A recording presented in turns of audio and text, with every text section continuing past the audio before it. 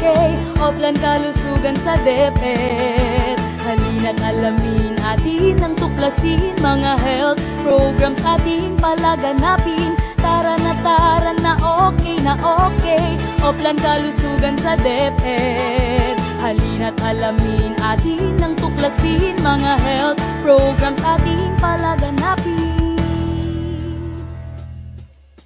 School-based feeding program ating pagtibayin. Wastong pagkain ating ihahain, mga batang kulang sa timbang. Ating pakakainin ng Go, Grow, and Glow.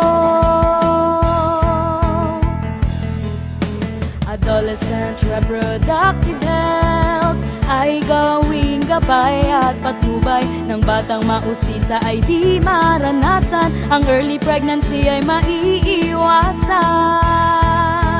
Kalusugan ay mahalaga sa edukasyon ng mga bata.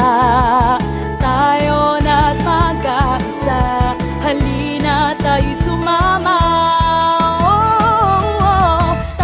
Tara na okay. Oplan kalusugan sa DepEd. Halina't alamin atin ang tuklasin, mga health programs ating palaganapin. Tara na okay. Oplan kalusugan sa DepEd. Halina't alamin atin ang tuklasin, mga health programs ating palaganapin. National Drug Education Program or NDE kung tawagin. Ito'y paigtingin, mga bisyo'y alisin. Sigarilyo at droga'y dapat nang puksain. Water sanitation and hygiene in schools ating kompletuhin, 3 stars ay abutin. Malinis na tubig, segregated na toilet, group hand washing at may napkin na rin. Kalusugan ay mahalaga sa edukasyon ng mga bata. Tayo na't magkaisa, halina tayo'y sumama. Tara na okay. Oplan kalusugan sa DepEd. Halina't alamin atin ang tuklasin, mga health programs ating palaganapin. Tara na okay. Oplan kalusugan sa DepEd. Halina't alamin atin ang tuklasin, mga health programs ating palaganapin. Medical, dental, and nursing services na atin ding binibigay upang matugunan problemang pangkalusugan ng mga guro at kabataan. Kalusugan ay mahalaga sa edukasyon ng mga bata. Tayo na't magkaisa, halina tayo'y sumama. Tara na okay. Oplan kalusugan sa DepEd. Halina't alamin atin ang tuklasin, mga health programs ating palaganapin. Tara na okay. Oplan kalusugan sa DepEd. Halina't alamin atin ang tuklasin, mga health programs ating palaganapin. Tara na okay. Oplan kalusugan sa DepEd. Halina't alamin atin ang tuklasin, mga health programs ating palaganapin. Okay talaga sa DepEd. Okay talaga sa DepEd.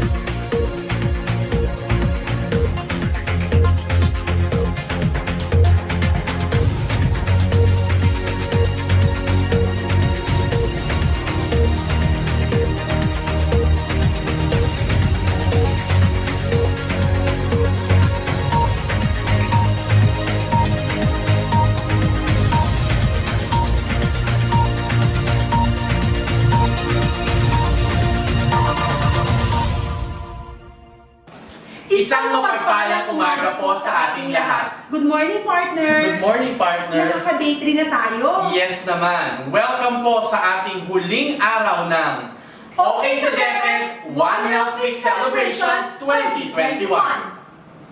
Para sa pagsisimula, narito ang audio-visual presentation ng isang makabayang awitin na susundan naman ng panalangin.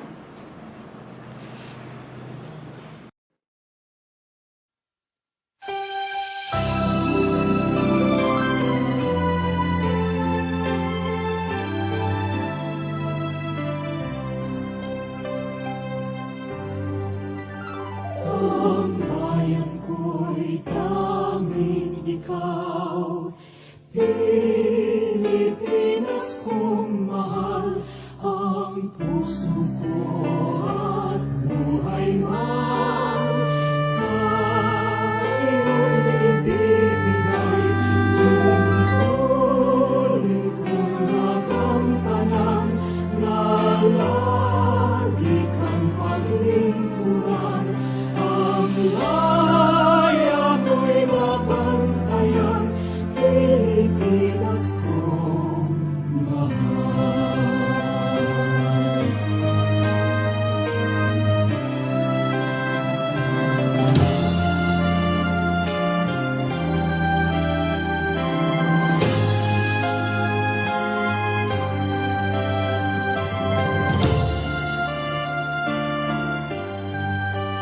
Ang bayan ko'y tanging ikaw, Pilipinas kong mahal, ang puso ko at buhay man, sa iyo'y ibibigay, tungkulin kong nagampanan, na lagi kang paglingkuran, ang laya mo'y mabantayan, Pilipinas kong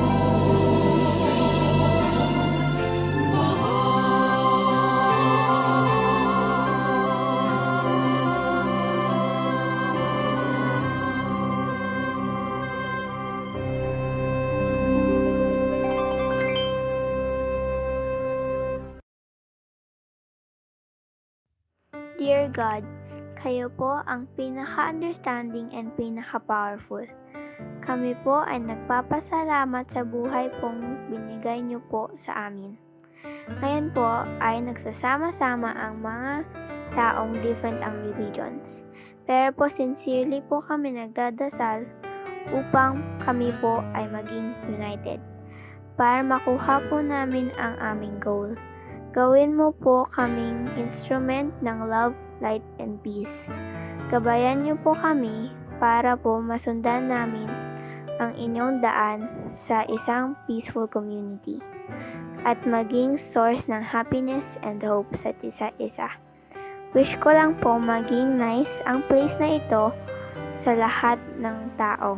Sa inyong kalooban at paggabay, sana po maging tulong ang activity na ito para mag-benefit ng marami. Gawin mo pong ligtas at malayo sa anumang sakit ang bawat isa sa amin. Kasi po scary po ang pandemic. Marami pong salamat, God, at mahal po namin kayo. Amen.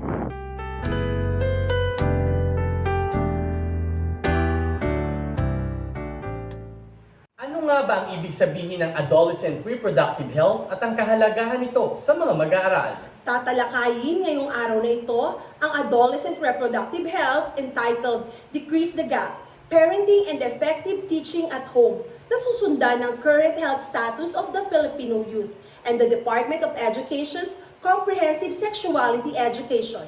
Ito ay ihahatid sa atin ng clinical psychologist, National Social Scientist at founder ng MLAC Institute Psychosocial Services Incorporated. Mga manonood, pakinggan po natin Dr. Maria Lourdes Carandang.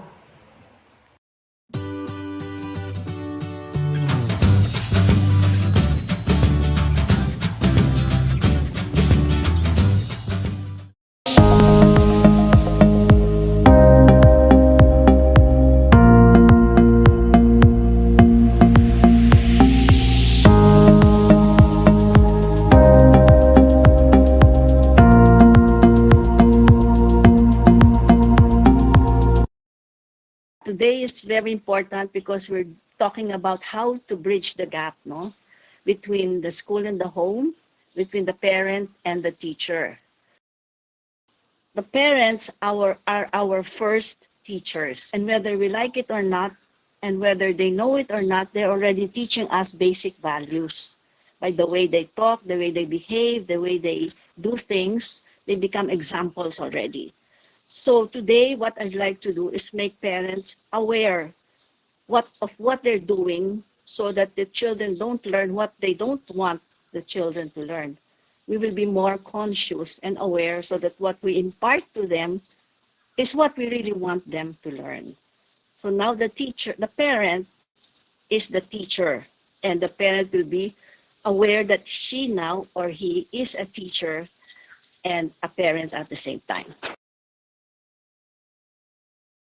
Now, when we look at the adolescent or any stage of development, we look at the person holistically, intellectually, emotionally, socially, physically, and morally. We look at the whole person. That's very important because in adolescence, there are so many changes that happen in the different aspects I mentioned. Marked changes, one of the most significant changes in our lives happen in adolescence. So let's look at what are these changes first. Intindihin muna natin who is the adolescent, then I'll give you a framework of the basic psychological needs of the adolescent as well as the parent and the teacher. Because I believe that if we have a framework to understand ourselves first and then understand the adolescent, the people we're teaching, we will have a better way of knowing what they are learning and knowing what we are teaching and being more effective. Okay, so let's look at the adolescent. Who is the adolescent?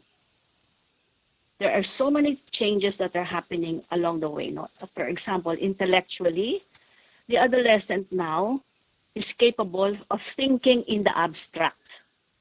Dati mga concrete thinkers lang sila kung ano yung nakikita nila. No? They can think about it, they can understand it. But now, as Piaget, the classic developmental psychologist, says, thinking takes wings. In other words, they can now think in the abstract. They don't have to look at things to know what to think, but they can think of justice or injustice. They can think of loyalty. That's a big jump, no, in the thinking of the child. It's no longer a child. It's an adolescent who can think in the abstract. So what can happen? They can question our values. They can question the ways we are doing things. Very important for us to allow them to question so that they will be able to have the answers for themselves. The changes in adolescence, very, very important, social. Kasi yun ang pinakamalaking change sa adolescents. They want to belong to the peers.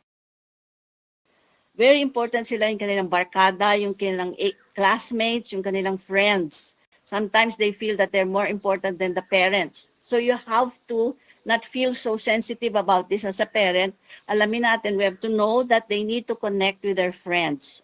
One of the reasons for adolescent depression and suicide that I've found out is when they are excluded by their classmates or their group mates or their peers or their group, and then biglang hindi na lang sila kasali, it has such a strong impact on the adolescent because that's the most predominant need, is to belong to a group of peers, to feel that they are part of it. To be excluded is very painful.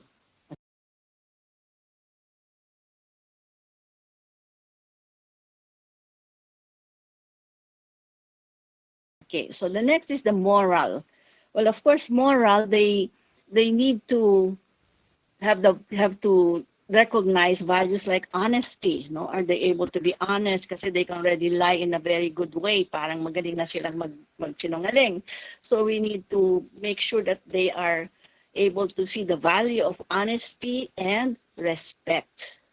No, nowadays, respect is starting to be parang nauubos ang respect and kindness. No? So respect is very, very important. How do we teach respect to the adolescent? We respect them first. So they know that they are feeling respected. They know how to respect others. Okay? And also very important for the parent, your own self-respect. You have to have self-respect for your adolescent to respect you.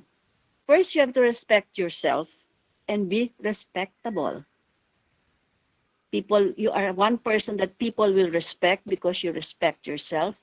And then how you respect yourself, you can now respect them also. They also need and are entitled to respect. So respect begets respect. If we are not respectful to them, if we don't respect them, we talk to them in an insulting way, of course, they will not learn how to respect us, and they will not learn how to respect themselves, and they will not learn how to respect others. So respect, the core value now that we are losing, we must strengthen it.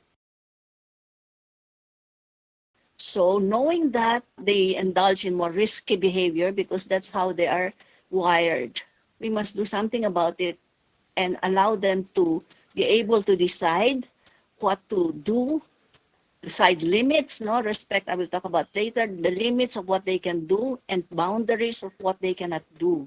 That's very, very important because they are bound and they tend to take risks, and that's a given.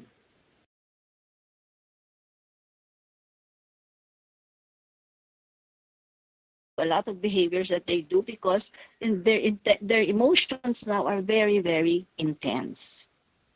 They get very intensely angry, intensely sad, intensely happy. And that's how the brain is wired, no? In adolescence, intensity of emotion. So we have to teach them how to regulate their emotion by understanding what they are feeling and knowing, being aware of how they're feeling. Now I will introduce to you a framework I've worked through for 50 years, back to basics, the 7 basic psychological needs, which we all need to know in order to understand ourselves better and to understand the adolescent better and other people. A personal significance, yes, that I matter. Every human being, whatever age we are, we have to know that we are important. We are not a non-entity. We are not nothing. We are people who make a difference, no? So the adolescent, the parent, everybody must know that I matter in this world. Children need to know that they matter to their parents, that whatever they do makes the parent aware, and the parent listens and gets affected, because the worst thing you can do to another human being, especially the adolescent, is to treat that person as a non-entity, as if he does not exist, as if he is nothing. So therefore that basic need in all of us has to be satisfied. I matter. If I don't do this, something will happen. If I am not here, the world is not a better place. How do I matter in this world as a parent? How do I matter to my children? And most important of all, if I have 5 children, 3 children, how many children I have, all of them, each one of them must know that they matter to me. The question is, how do I make each one of them know that they are important, that they matter to me? So they're all different, no? So one maybe thinks he matters because he is a very loving person. They all matter to you because they are your children. But sometimes you might forget a certain child because she's quiet, or that kind of, we naturally react to a child who is very affectionate, but we might forget the one who's just shy and cannot show affection. So we have to be aware that all our children must matter, all of them. In school, the teacher makes the children matter, but one simple thing, call them by their name. Then they know that they exist as far as you're concerned. They are not a non-entity. That's the essential thing. The need for acceptance and the need for unconditional love. It's hard to define love. We will not try to do that, but we will talk about how do we give affirmation. For the child to have a positive self-concept, to feel okay about himself, he has to be affirmed by the parents. See, the child looks up to the parent for affirmation. Oh, what you did is good. You're a good person. I'm glad that you helped your sister. I like that you are thoughtful. It doesn't have to be academic or you're good in math. But children, adolescents, adults, no matter how far you have gone, how much you have achieved, we still need affirmation, especially from people who matter to us. The employees need affirmation from their boss. The students need affirmation from their teachers so that they'll be encouraged, they'll develop their self-concept, and of course, children need affirmation from their parents. So the question is, how do you give affirmation to your children? It has to be genuine. Don't say very good if you don't mean it, because children know if you are faking it. So look for something genuinely that you accept, that you appreciate, and you affirm it. In our Filipino families, we're not used to affirming. We're used to correcting what is wrong. As parents, we believe we correct what is wrong. But do we believe that we affirm what is right? Sometimes we just take it for granted. From here on, think about this. I also need to affirm my children when they do something right, not just to correct them when they do something wrong. Affirmation is essential for their growth, development, and optimum well-being, and a good definition of themselves, to be able to see that to know that they are good persons, okay?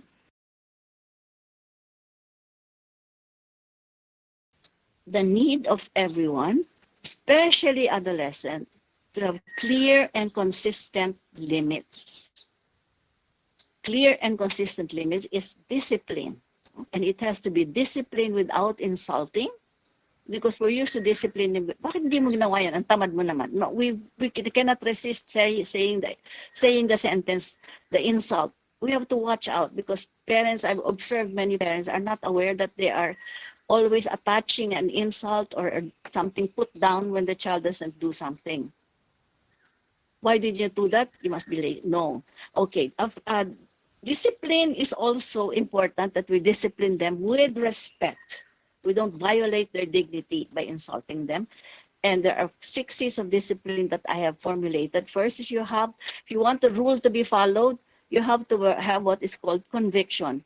You have to totally believe that this rule is good and must be implemented. If you are not decided about it, you're alanganin, you're indecisive, you cannot implement it successfully. It starts from the inside. You have to ask yourself, am I totally agreeing that this rule is important and I'll do my best to implement it? If you doubt it, you will not be effective. Conviction is the first C for effective discipline. Okay, and then you have to have clarity. Is your rule clear? Might be clear to you, but is it clear to the adolescent? You might find out if you ask the person, your child, ano ba yung rule na yan? Tell me in your own words. Maybe that's how you will know if they understand it, if it's clear to them. Kasi madalas nangyayari to. Ma, sabi mo ganito. Hindi yan ang sabi ko. Very common. Why? We are not clear. The third is consistency. When you say something that should be done and it's not done, tell them. When you say something correct, it's wrong, tell them.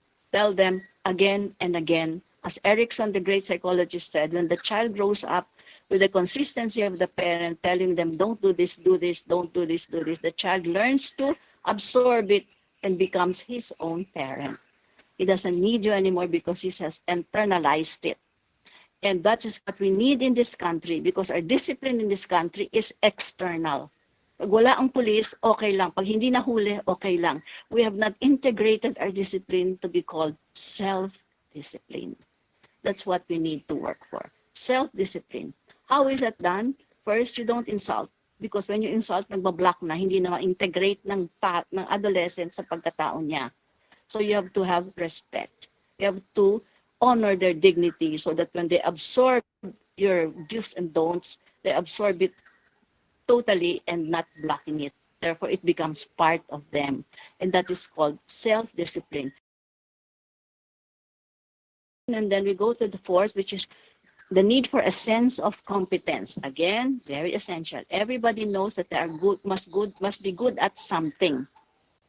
Doesn't have to be math or reading. It can be swimming, it can be sports, it can be relating to people. But every person, even you as a teacher, as a parent, when I ask you, who are you? Your answer will contain, if you're a mentally healthy person, your answer will contain something you are good at. You might not say it. You say, I'm a mother, I'm a teacher, I'm a lawyer, but in the way you say it, you are proud of something. You are proud that you are good at something, because it's very, very important for anybody to be proud of something. That builds also the resilience. It's a rock that you can stand on. So among your children, iba-iba ang sense of competence nila. One might be good in singing, one might be good in reading, one might be good in relating to people. For now, make sure you think about each one of them as a parent teacher and know their area of competence. Discover their skill, their competence, their talent, and it will go a long, long way in their resilience and in their building themselves as persons, their self-concept and self-confidence. Essential, no? And about you as a parent, what is your area of competence? What are you proud of? As a teacher, what are you proud of? You have to find it. In most of my sessions, in most of the cases referred to me, I always look for what is the person good at, because that builds the self. Okay. The need for affiliation, meaning the need to belong. We all need to have a sense of belonging. We all need to know that we are connected to each other. We are not alone. We are able to be a community, to help each other, support each other. For the adolescent, the need to belong is very, very big. It's one of the most predominant needs of the adolescent, as I said earlier, is the need to belong, not to be excluded. To know that in this family, I am part of this family. I can contribute to this family. I am not a burden to this family. As a matter of fact, some of the suicides we've encountered is that I'm a burden, so I'm not as well not exist. So children and adolescents especially, who are now able to think on their own, must know that they belong to family. They also belong to a group, maybe a church group, maybe a sports group. They belong, no? Hindi ka nag-iisa is so important. It's a basic psychological need of every human being. The sixth, wide scope of self-expression. What does that mean? We need to develop different ways of expressing our emotions, not just words, no? So the arts, for example, we do a lot of therapy, and a lot of them is expressive arts therapy in the disaster, in trauma, etc. How can I make sense of my deepest feelings? How do I express it? Do you sing? Do you dance? Do you write? Do you do drama? We have to have ways of expressing ourselves. When you do that, you express yourself through art, through dance, through music, through drama. You're able to bring out what's inside you into the outside world and feel more empowered. And also you unburden yourself and you allow yourself to be seen as able to express, no? To be known, to make your emotion come out, so that it's not all there inside and it's not good. When it cannot be expressed, there are consequences. No? You get sick, you get angry, you get depressed. Children, even adolescents and adults, need to be able to play. Play means to have fun, to be free, to be able to express what you're feeling without fear. That's very important. So you have to allow your adolescent to explore different ways of expressing themselves. One of the people I was talking to now, seeing digitally, he was able to start playing the small piano because he was starting to get depressed. And now he plays and expresses his emotion, his soul comes out through art. So explore the different kinds of artistic expressions in your family, among your children. Creativity comes out in many ways, but we have to be aware that we have to find ways of expressing ourselves as parents, as teachers, and our children, adolescents especially, need to have ways of expressing themselves. So the sports must not be canceled. the playgrounds for children must not be taken out. That's the worst thing you can do. The arts, the music must not be taken out of the curriculum, must not be marginalized, because arts, music, and play are the ways for developing the well-being of children and adolescents and adults, and also for making them be able to be more able to express what they truly feel, which is very important in life. The need for transcendence, meaning the need to know that there is something beyond what we are seeing now. There's something beyond, there's a light at the end of the tunnel. This will pass and it will lead to something better. The ability to have faith, the ability to hope, the ability to know that there is something better than what is going on right now. To keep your faith, the faith that is that we will get into a better world, that this thing that is happening is not permanent, that it will pass, and sana, the new normal, will be a better way of living. Maybe one way to have a better way of living is to have a life that is less anxious, less stressful, less hectic, and there is more joy, more play, more time for being, not necessarily doing all the time. No? The need for transcendence also makes us know that there is a being, a supreme being that is wiser, greater, and better than all of us. For most people like us, it is God, no? Supreme being, the source, the wiser being. We are not the wisest being. There's a wiser being above all of us, beyond all of us, greater than all of us. Now, to tie up with that, I added +1, which is the need for beauty. I believe, because right now I'm in this beautiful place, our forest sanctuary, that beauty of nature is healing. No? It's uplifting. It makes us pause and look at appreciate the creation, and uplifts us. It's a spiritual thing. Adolescents have that. You know, everybody, children have spiritual being. They are spiritual beings. They know and they feel what is beautiful. They know a beautiful person who is kind. They know beautiful music when they hear it. So let us guard beauty, because when beauty disappears, when we are blind to beauty, there are very bad consequences. We start to have ugly buildings coming up. We start to have tactless people ruling us. We start to have the loud and superficial dominate our society. That's when we when we become blind to beauty, because beauty puts us in a more spiritual and better place inside, uplifts us, inspires us, and many times heals us.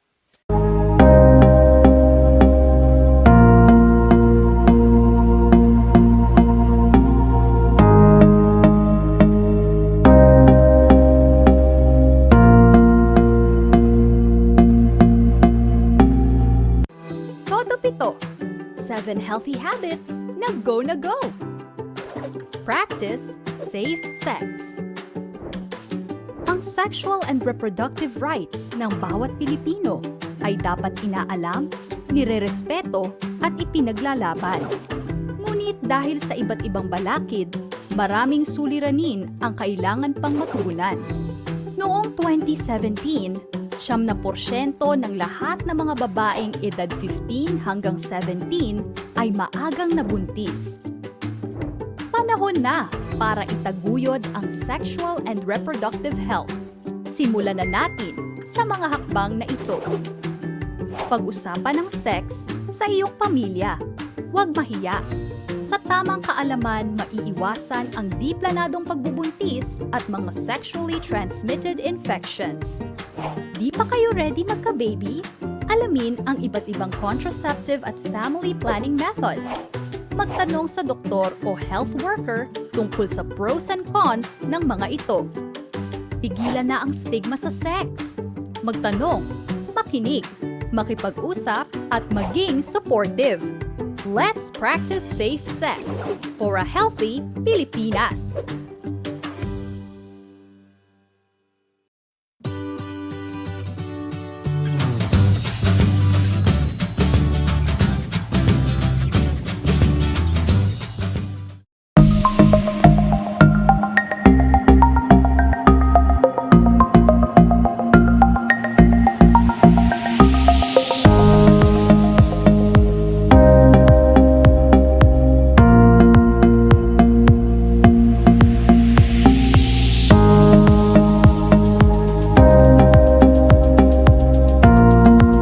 Kumusta na po kayong lahat? Hope all is well, healthy and safe. Sana after our presentation, yung binigay ni Miss Mai at saka itong presentation ko, maging malinaw na sa inyo ang mga dapat gawain kung paano natin i-strengthen or improve comprehensive sexuality education. At makita ninyo na ito ay kailangan ng ating mag-aaral. Hindi lang na ating mag-aaral, siguro kayo din mga health workers, health personnel, ang ating mga teachers, at saka yung ating parents, dapat maging malinaw sa kanila ano ba itong comprehensive sexuality education. Kasi nga, tabu in our country, hindi pinag-uusapan. So panahon na siguro para pag-usapan po natin ang sexuality education.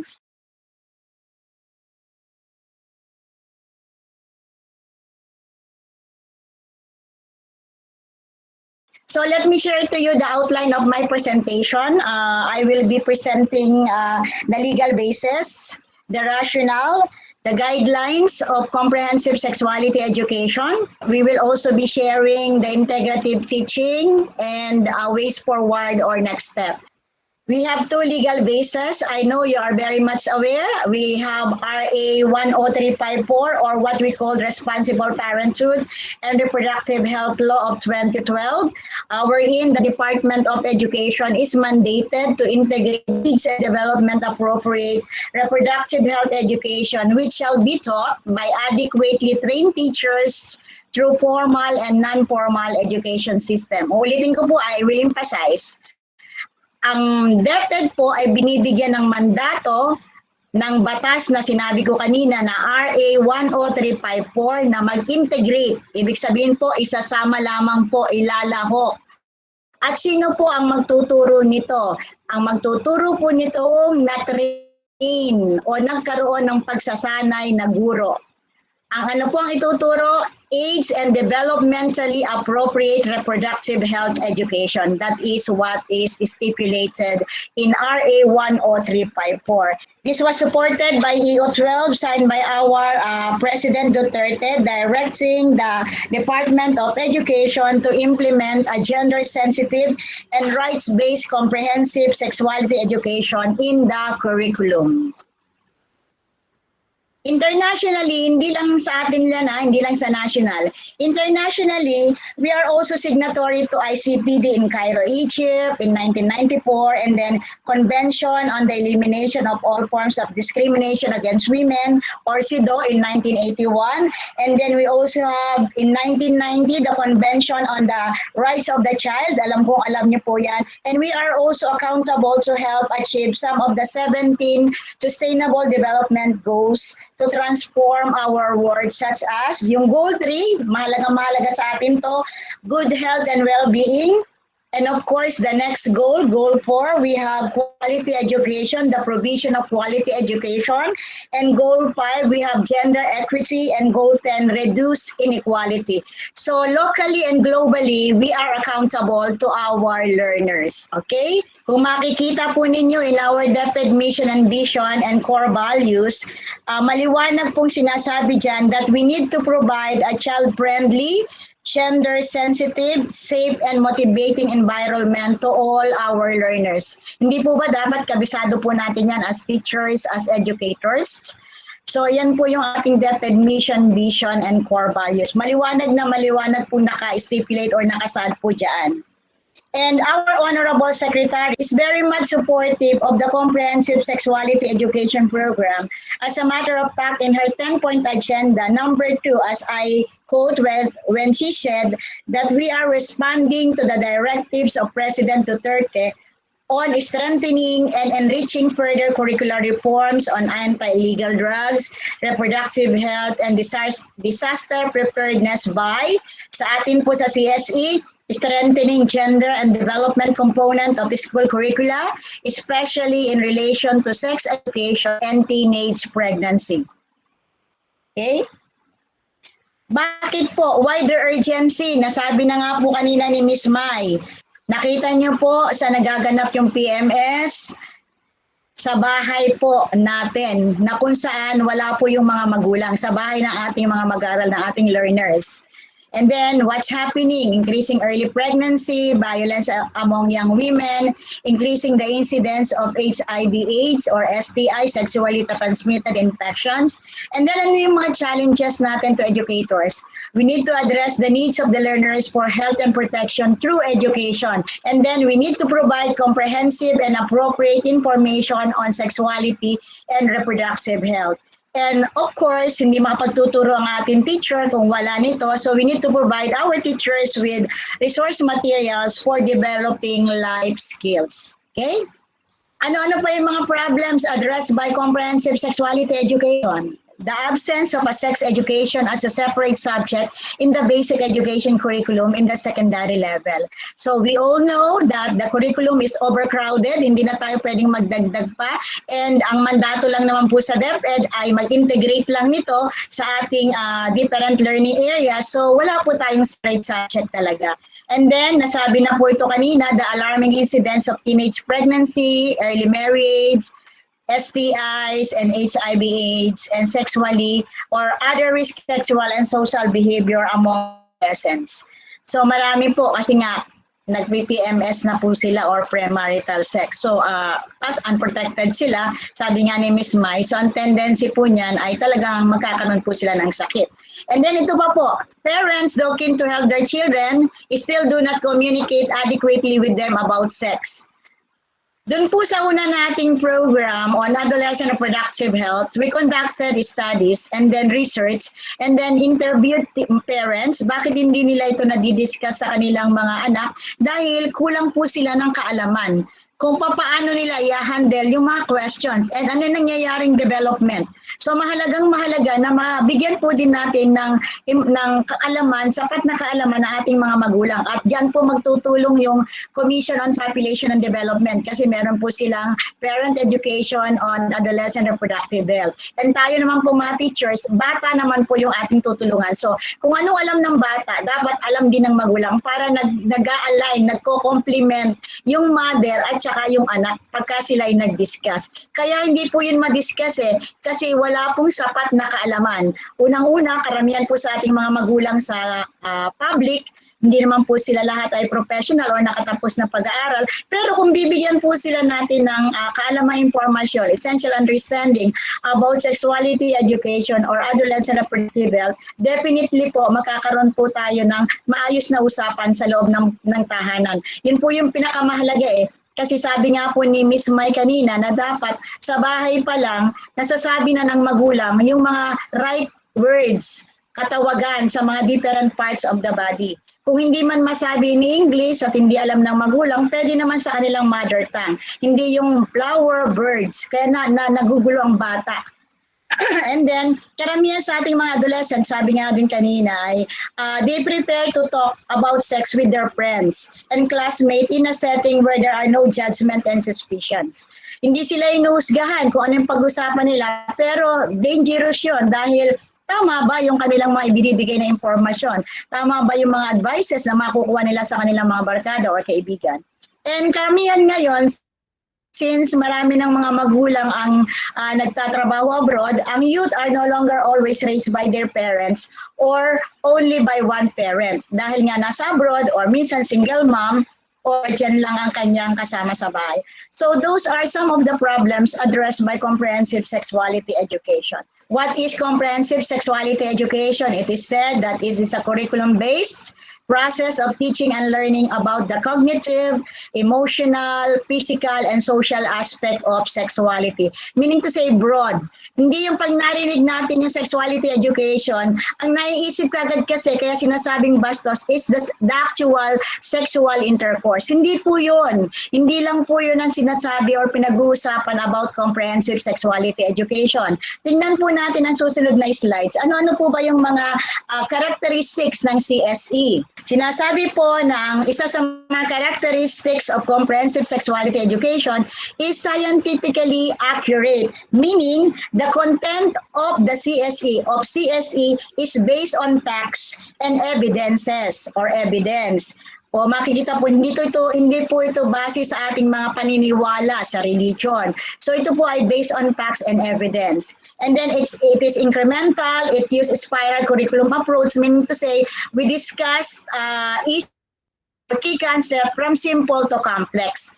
Mapataas po according na yung age and developmentally appropriate.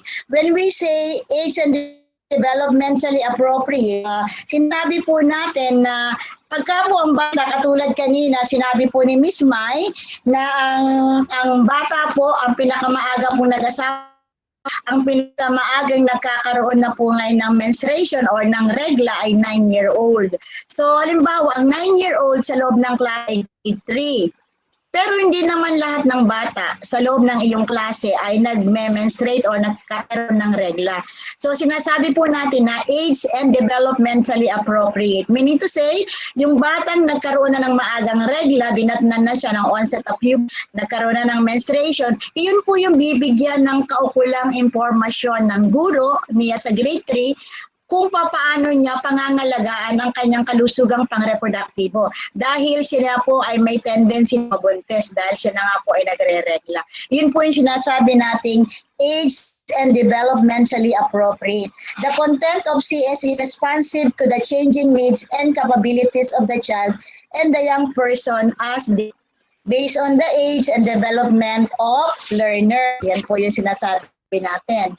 Relevant topics when it is most timely for health and well-being. Okay? And then it is comprehensive, meaning to say, broad, masyado pong malawak ang dinidiscuss po nito. Pinag-uusapan ng sexual, reproductive anatomy, physiology, puberty and menstruation, reproductive pregnancy, relationship, STI, HIV, AIDS, among others. So marami na napakalawak po ng sinasakop ng comprehensive sexuality education. Yan po, sinasabi po naman na ito ay based on human rights approach. CSE builds on and promotes an understanding of universal human rights, including the rights of children and young people, and the rights of all persons to health, education, information, equality, and non-discrimination. Kaya po siya ay based on human rights approach. Ini-increase din po natin yung awareness among young people, and we are encouraging them to recognize their own rights, but at the same time, acknowledge and respect the rights of others. And advocate for those whose rights are violated. So susuporta rin po tayo if in case the rights of others are being violated. And it is also based on gender equity. So ina-address din po yan, and then culturally relevant and content appropriate. Pag sinabi pong we all know that we have a diverse culture, so meaning to say we have to the culture of others. Katulad po ng mga Muslim, sabi nga kanina ni Miss Mai, kukunti yung percentage, sila yung lowest in rank ng PMS, marital sex, kasi karamihan po sa kanila ay pinapakasal na bata. At yun po din yung dapat nating ma-address sa ating pong mga kapatid na Muslim.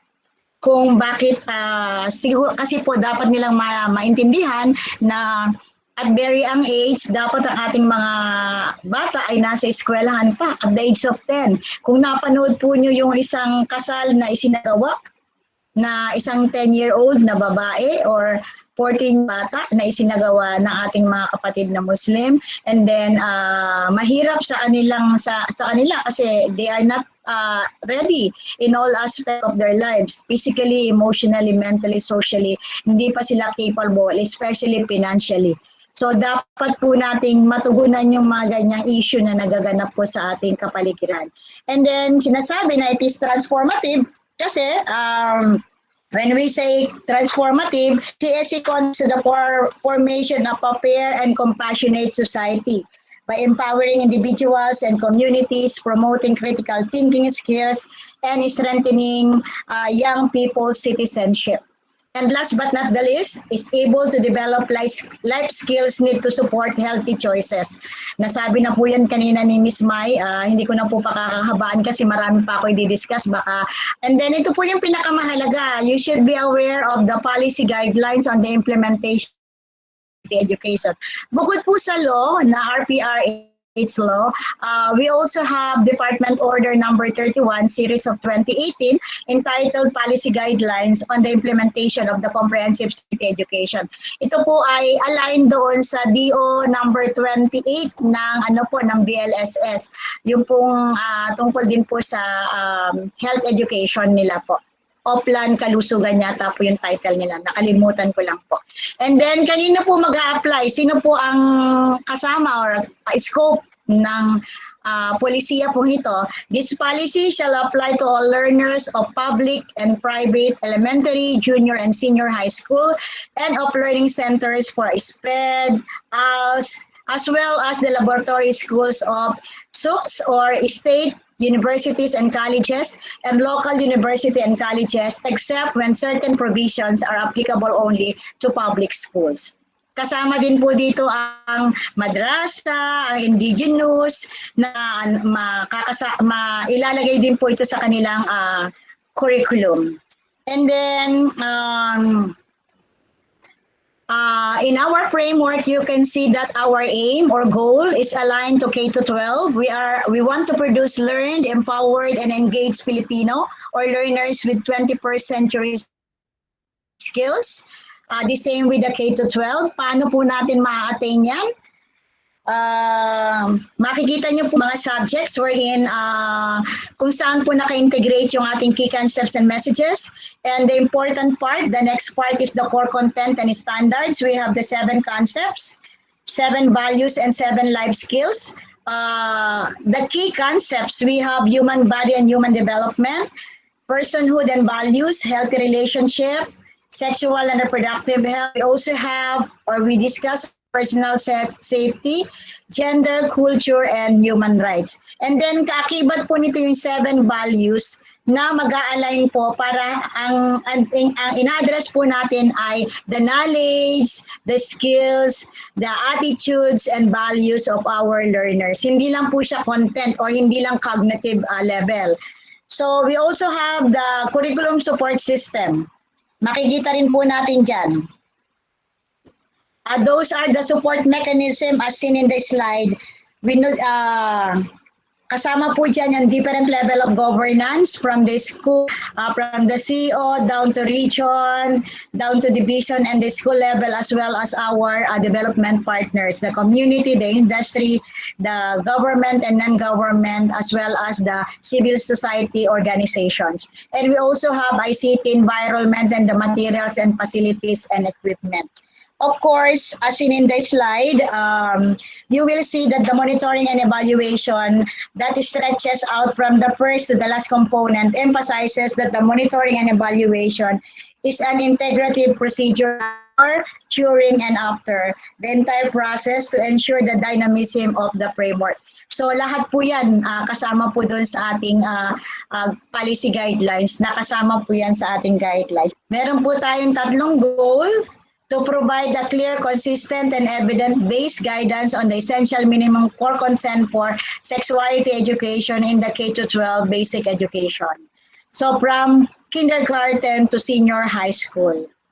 And this is intended to prevent unhealthy consequences such as yung diniscuss na nga po ni Ms. Mai, in pregnancy, STI, HIV/AIDS, among others.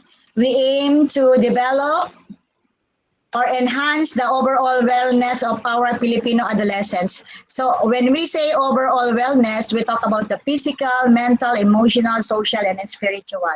And of course, isa sa ilan, bakit nagda-drop out yung ating mga kabataan, ating mga babae, kabataang dahil sila ay maagang nabubuntis. So it will contribute to better learning outcomes, reduce dropout rate, increase completion rate, and improve learning. And then, syempre, magpupromote din ito ng healthy and responsible sexual and social behavior among our adolescents. And for our society, this will also help them because our teachers needs materials and they have to be equipped. Enable our teachers to integrate key concepts and messages and reproductive health concerns across the curriculum wherever this can be done most appropriately.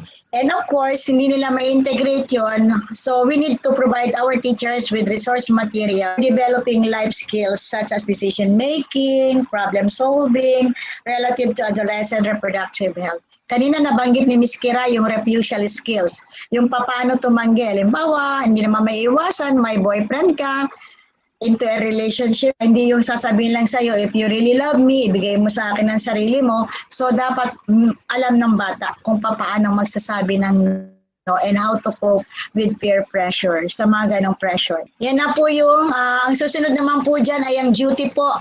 Duty policy guidelines. This policy will guide administrators and educators to be reflective, flexible, creative, and innovative in their facilitation of the teaching and learning process. Further, this will institutionalize CSE, make it an integral part of lesson planning, instructional design, and classroom and school activities. Meaning to say, natito po sa kamay, salalay po sa kamay ng ating mga school heads, principal, ang ikabubuti po ng pag-integrate po ng ating CSE. Of course, with the help of the teachers because the teachers is our implementers. Ayan na po yung duties and responsibilities. Isinama ko lang po yung sa amin at nagawa na po namin doon. Nakapag-formulate na po kami ng policy and framework and then we already developed curriculum standards for CSE. Meron na po kami niyan and then inilagay ko lang din po yung sa ating kasama dito, BLSS. Ayan po, mag-conduct din po kami ng training.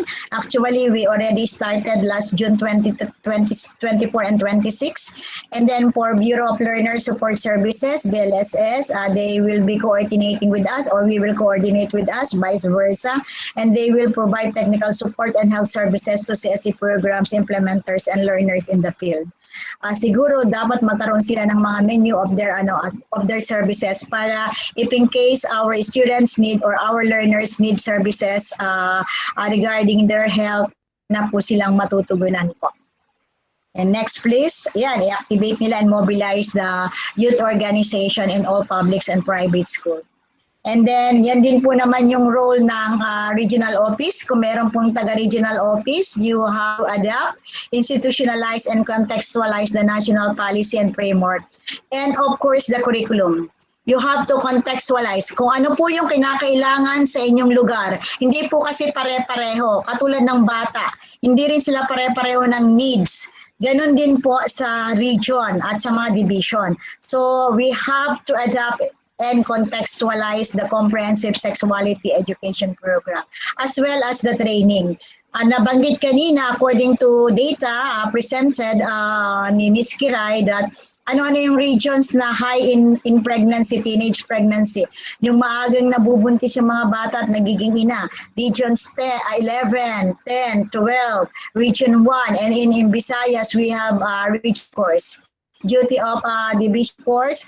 Parang ang region, ang bridge sa central office at saka sa region. Ang region ng division, parang sila yung scaffolding. Sila yung tutulong sa region para naman ma-ensure na ini-implement po yung CSE policy and framework. And then, i-ensure din nila na ito'y kasama sa program nila in the division education development plan. And they have to initiate and strengthen CSE-related policies or researches, studies, and other data collection. Ayan po yung school. Implement CSE programs and projects through curriculum integration across learning areas, information dissemination and advocacy campaign. So malaki rin po yung role ng school because you will be the one to orient the parents and the learners what is CSE all about. After this po, pwede nyo na pong simulan kasi may bibigay ko na naman po sa inyo yung mga slides na pwede nyo pong gamitin in the orientation. But we will be producing also materials for you to use during the orientation training. And include CSE programs and projects in the school improvement plan for SIP rather. At isang mahalaga po, isasama din nyo po yan sa Conduct of School Learning Action Cell o yung meron po kami materials na develop ng with partners with UNFPA and CSSI and we will be giving that to you in your school para po maging madali po. Kaya lamang po dapat po matrain muna or ma-orient po muna kayo regarding the use of materials. Yung roles ng teachers is the main implementers of the CSE curriculum. The role of health providers, you will provide additional information and counseling, referrals to other services. And then the role of parent or guardians and families, increase parent-to-child communication about sexuality, promotion of safety and well-being of our children and youth. Saan po naka-integrate? Sa ating K-12. So ito po yung naka-integrate in the different learning areas such as MAPE or health education. We do have also in science when they discuss biology, yung reproduction, and then we also have kindergarten in the different domain of kindergarten kasi po silang subjects. And then we also have education sa pagpapakatao, quality or personal per deb, and in Araling Panlipunan. So dyan nyo po makikita yung key concepts and messages. Paano natin malalaman na naka-integrate nga po ito sa sinabi ko po, nabanggit ko pong asignatura. Ito po makikita nyo po, we map the K-12 basic education curriculum, the MELS, since kami po ay nasa Bureau of Curriculum Development. Kami po yung nag-develop ng curriculum guide at ngayon po ay tinatawag itong MELS dahil may COVID tayo. Pinili lang po yung most essential learning competencies. At sa MELS po natin, makikita po natin na meron po tayong 110 na entry points sa MAPE sa health education. Sa AP, we have 23. And then we have 52 in science, ESP, sa science po we have 10, sa kindergarten we have 16, and per deb we have 25. So marami po ang entry points. Ibig pong sabihin, kasama na po ito sa po talaga ng different learning areas na nabanggit ko. We need to define integration kasi po alam natin na ito ay ilalok lamang o isasabay lamang sa pagtuturo ng mga iba't ibang asignatura na nasabi ko. What do we mean by integration? It is generally refers to any putting together or relating to things either conceptual or organizationally. It provides engaging experiences in which students encounter essential contents in multiple and meaningful contexts. Na ang asignatura pala, ang mga iba't ibang asignatura pala ay magkakaugnay. They are interrelated. There is interconnectedness in the different learning areas.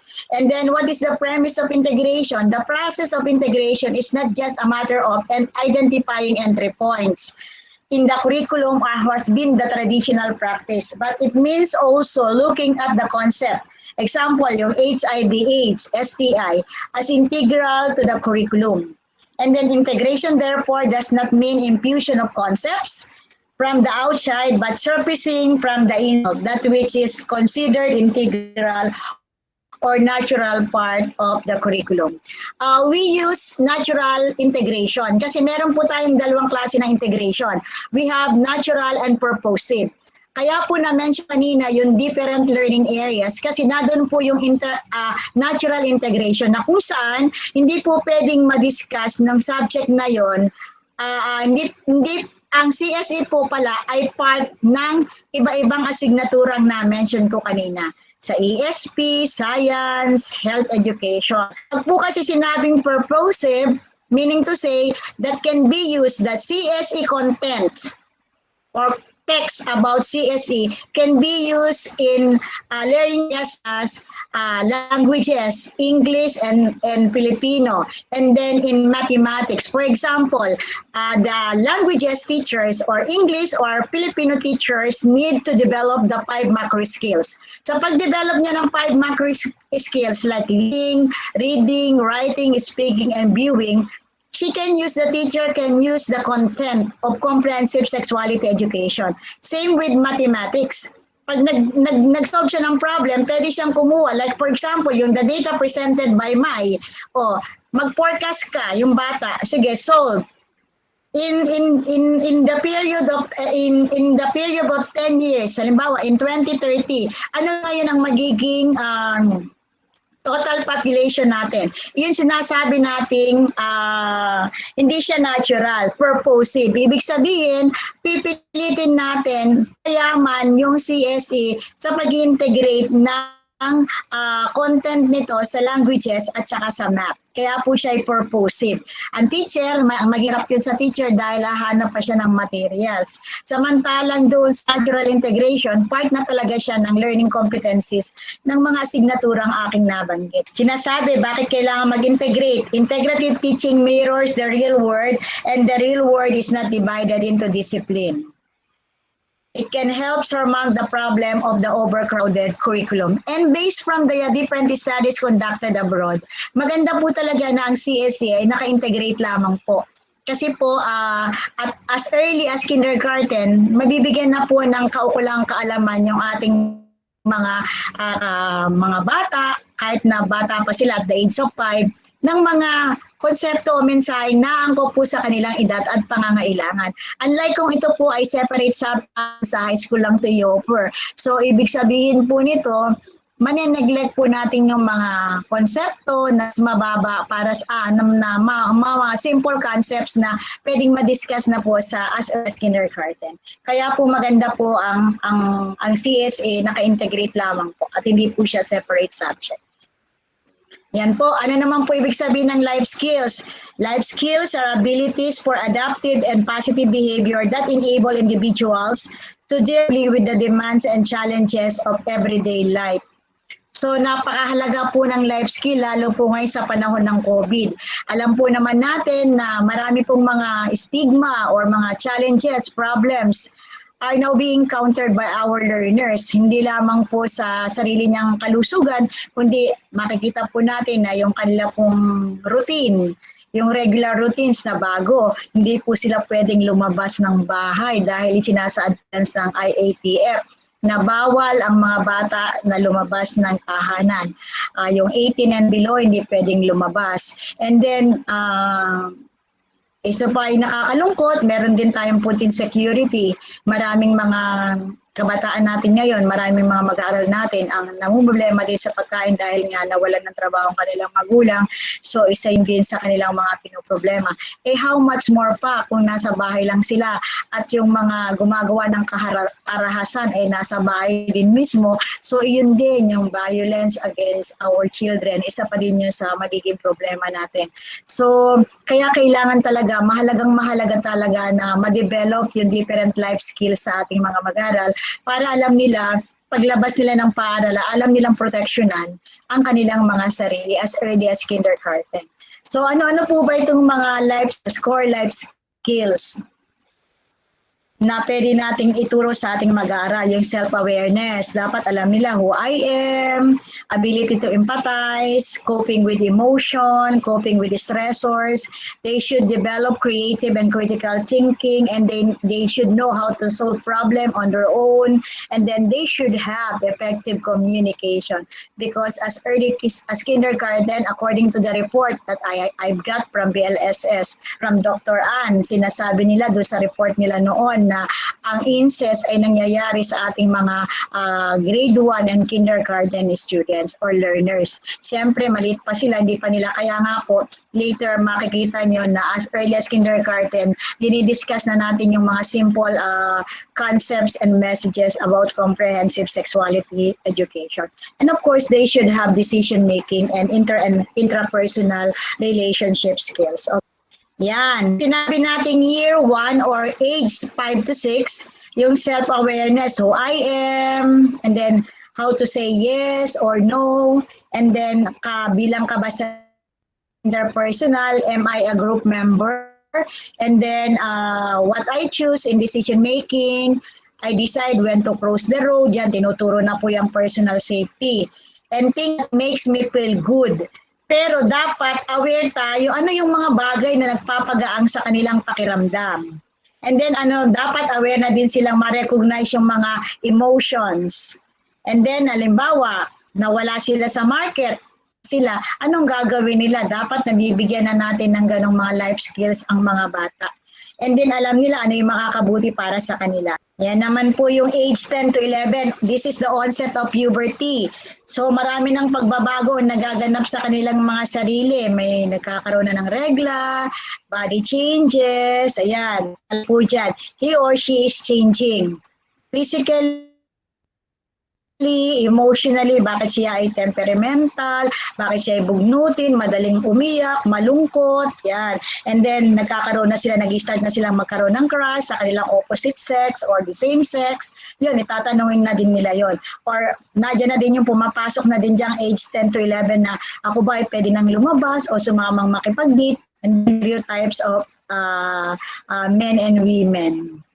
And then yung ma-anxiety, nadyan na din po. At kasama din po dyan sa iniisip nila yung exam. Yan po yun. And then, kita na natin yan. Sa K to 12, sa K to grade 3, yung core skills niya, my body, myself. Ibig sabihin, uulitin ko lang po, as early as kindergarten hanggang grade 3, dapat aware na sila sa kanilang different parts of their body. Pag sinabi natin na ito ay isang bahagawan, sabihin yung tamang katawagan. Dapat masensitize na ang ating magulang. Dapat magulang muna kasi nagtatawa ang magulang eh. Kaya ang bata pag sinabi mo sa kanilang kiki, titi, penis, vagina, hindi sila matatawa kung alam nila na ito'y dapat lang banggitin kung kailangan. At ang magulang din mismo dapat alam kung kailan lang to dapat sabihin. Yung kumbaga nasa right time. Purpose or right time yung pagsasabi. Hindi naman kailangan lagi mo sasabihin yung masiselang bahagi ng katawan. Sinasabi mo lang yun, halimbawa, kailangan pag nagregla ka, ang iyong piki o ganoon po, maging malinis. Dapat maliligo ka. Pag naligo ka, yung katawan mo, sinasabon mo, yung breast mo, ganyan. At ang dapat, hindi mo pinapahawak yung masiselang parte ng iyong katawan. Lalo na pag ikaw ay bata pa. You have the right to say no. I don't want to be touched, I don't want to be kissed, I don't want to be hugged. So pwedeng ituro na yun sa bata. And then yun po yung, sabi ko nga po, yung onset of puberty, may changing body and relationships, nasabi ko na din po yan kanina. Or for grade 7 to 10 naman po, yan, honing knowledge, values, and skills. Dapat medyo strong na po yung foundation ng ating mga mag-aaral pag nakarating na po sila ng grade 7 and grade 10. Yung romantic relationship, sexual relationship, long-term relationship, yan na po yung mga pinagdidiscuss natin. And sa grade 8 po, kung makikita niyo po mamaya, may nai-advance ko tuloy yung aking sinasabi, pinag-uusapan na din po dito yung paggamit ng contraceptive sa health education po ng grade 8. That is quarter 2 if I am not mistaken. Alam nila dapat proteksyonan ng kanilang sarili. Hindi natin sinasabi na sila mag-engage sa premarital sex. Subalit kung hindi maiiwasan, dapat alam nila kung paano nila papangalagaan ang mga sarili. Katulad nga ng sinabi ni May, malaking challenge po sa atin or hamon po sa atin na kung ang mga kabataan may ginagawa of the parents, magsasabi pa po ba sila ng nanay, tatay, mami, daddy, mama, papa, ako po ay nakikipag-sex, kailangan ko po ng condom, kailangan ko po ng protection. So yun po dapat malinaw, but I will reiterate, I will tell you na hindi po nagdi-distribute ng condom ang Department of Education. Wala po tayong ganang, walang distribution of condom. Ang sa atin po ay impormasyon lamang, mabigyan ng essential understanding or kaalaman ang ating mga mag-aaral kung paano nila dapat pangalagaan ang kanilang sarili bilang isang nagdadalaga at nagbibinatang kabataan. For senior high school, siyempre, mas ano na po siya. So, nadyan na po yung knowledge, explain the value of sexuality, reproduction biologically, socially, and then what is the skills? They should have sexual behavior based on values. Ano yung pinapahalagaan nila sa sarili nila. They should have positive sexuality. They should know how to express love and care for a relationship. And for attitude, they should distinguish harmful from beneficial factors. Access information and services for oneself and others, and advocates for laws and policies. So sa kanina, sinabi ko nga po na human rights based ito dahil pag po na-violate yung rights ng others, you should be advocates of the rights of others.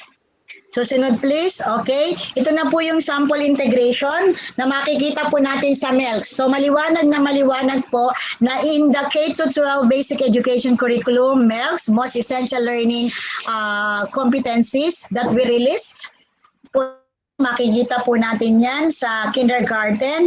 Sabi ko nga po, as early as kindergarten, nakalagay na po dun yung the child demonstrate an understanding of body parts and their uses. So, paano nila papangalagaan yung kanilang personal hygiene? And paano sila mag-aas ng support to parents and other trusted adults that young people can go if they are or someone they know is being sexually abused or assaulted. So, dapat marunong sila niyan as early as kindergarten. Pangangalaga sa sariling kalusugan at kaligtasan, iyon po yung domain ng kindergarten. And then, ayan na din po yun, yung kanyang sarili, pag-control, yung mga gusto, tsaka yung proper way of expressing themselves. Okay? Yan naman po yung sa health. Ganon din po sa health education. Nare-reinforce po ng health education yung pinag-aaralan sa kindergarten during health education 1 sa grade 1.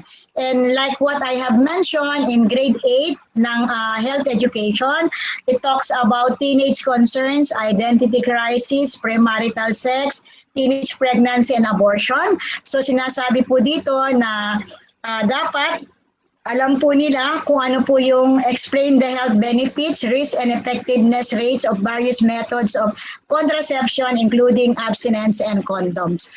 So pinapaliwanag lang po kung ano po yung kahalagaan sa paggamit ng condom, sa kahalagaan ng hindi ka dapat nakikipag-sex at early age. So hindi po tayo nagdi-distribute ano po lang yung kahalagahan ng paggamit ng mga contraceptives. Part po yun ng curriculum po ng grade 8 health education. Para lang po makita niyo ang sample.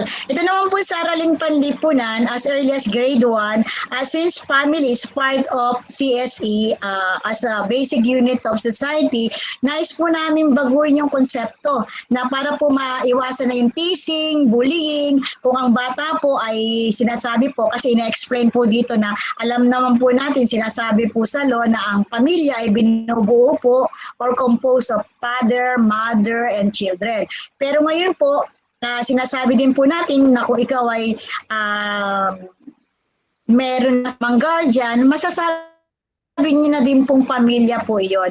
Para po hindi binubulo or tinutokso or tinitis po yung ating, naiwasan po yung teasing and bullying. Halimbawa, sinasabi, ay bakit siya, isa lamang ang nanay niya, wala siyang tatay. So iniiwasan na po natin yan para yung stigma ng bata ay maiwasan na po at hindi po magkaroon ng parang nalalagbihain po yung ating bata or minamaliit dahil wala siyang nakalakang magulang na buo or pamilyang buo. And in grade 10 po, meron po kaming isang buong quarter sa araling panlipunan that talks about issues on kasarian. So isang buong quarter po yan sa grade 10 po namin sa mga kontemporaryong issue. So, nadyan po yung SOGI, mga karapatan sa pagpipili ng kasarian at sexualidad, yan po yung mga pinag-uusapan namin. Ano po yung mga batas na tumutukoy at nagbibigay diin para po proteksyonan ang mga kalusugang pang-reproduktibo po ng ating mga mag-aaral. Okay, ganun din po sa edukasyon sa pagpapakatao. Siyempre, valuing naman po yun sa kanila. Ano yung mga dapat nilang traits or mga pagpapahalaga na meron sila bilang isang nagdadalaga at nagbibinata na mag-aaral. So ganun po yung ating integration po sa edukasyon sa pagpapakatao. Makikita nyo din po yan sa MELCS ng ESP. Ayan naman po, ang sample integration po sa personal development po natin sa senior high school, it can either be grade 11 or grade 12. They talk about personal relationship. The skills and tasks and challenges appropriate for middle and late adolescents and preparatory to early adulthood. Ito na po yung ways forward natin po. Ano po yung mga pinaplano po ng DepEd para po sa comprehensive sexuality education. Patuloy po natin i-disseminate yung DepEd Order number 31, Policy Guidelines on the Implementation of Comprehensive Sexuality Education. And then yung pong result ng research conducted on the knowledge, attitude, and practices on the readiness of the principals, teachers, and learners regarding comprehensive sexuality education. And then pag na-implement po natin ito this coming school year, we will conduct a content analysis of the CSE. And under the next component, yun, patuloy po yung alignment of ARH or CSE standards in the K-12 basic education curriculum, both informal and alternative delivery system. And then we will be having the capacity building. Nagsimula po kami last June 24 and 26 ng orientation for the regional and division supervisors who are handling the different learning areas where CSE are integrated. And then we will have the national training of trainers and then training of teachers in the different pilot regions and schools. Kasi hindi po pwedeng magturo ang teacher nang wala pong training.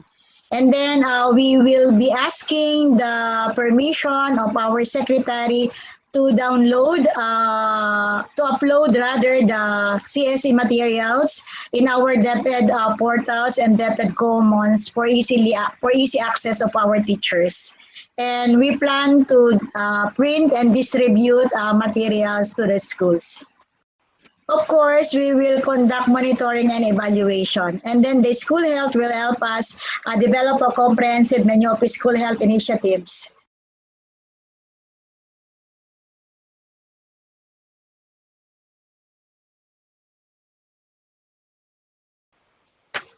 So kung nakinig po tayong mabuti kay Miss Kiray, kay Miss Mai, katuwang po natin ang POPCOM, sila po yung susuporta sa ating darating ng mga activities dahil nagkaroon po tayo ng costed implementation plan, sinabit po natin sa POPCOM through sa NEDA po through POPCOM yung ating pong kailangang budget. In closing, let me say that reproductive and sexual health education and life skills building do not lead to promiscuity among the youth. On the contrary, it promotes healthy and responsible sexual and social behavior among adult or our young people. And last but not the least, as always is said by our Honorable Secretary that the education must continue. I love this Confucian proverb that says that if you think in terms of a year, you plant a seed. But if you think in terms of 10 years, plant a tree. But if you think in terms of 100, we need to educate our youth. Maraming salamat po at mabuhay po tayong lahat.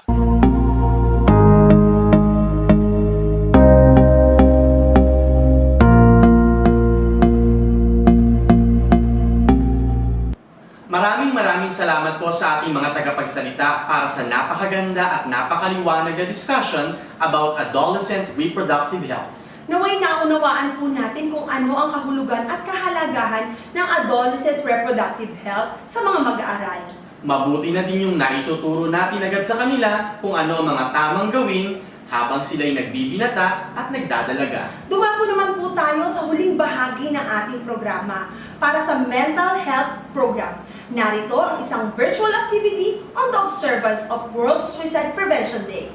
Let's watch this.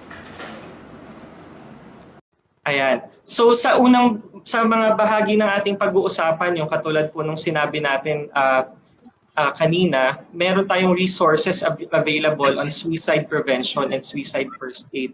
We have our hotline and then we have this first aid manual.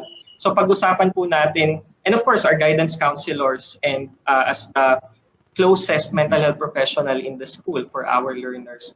So pag-usapan po natin paano natin mapapakinabangan ito pagdating sa suicide prevention.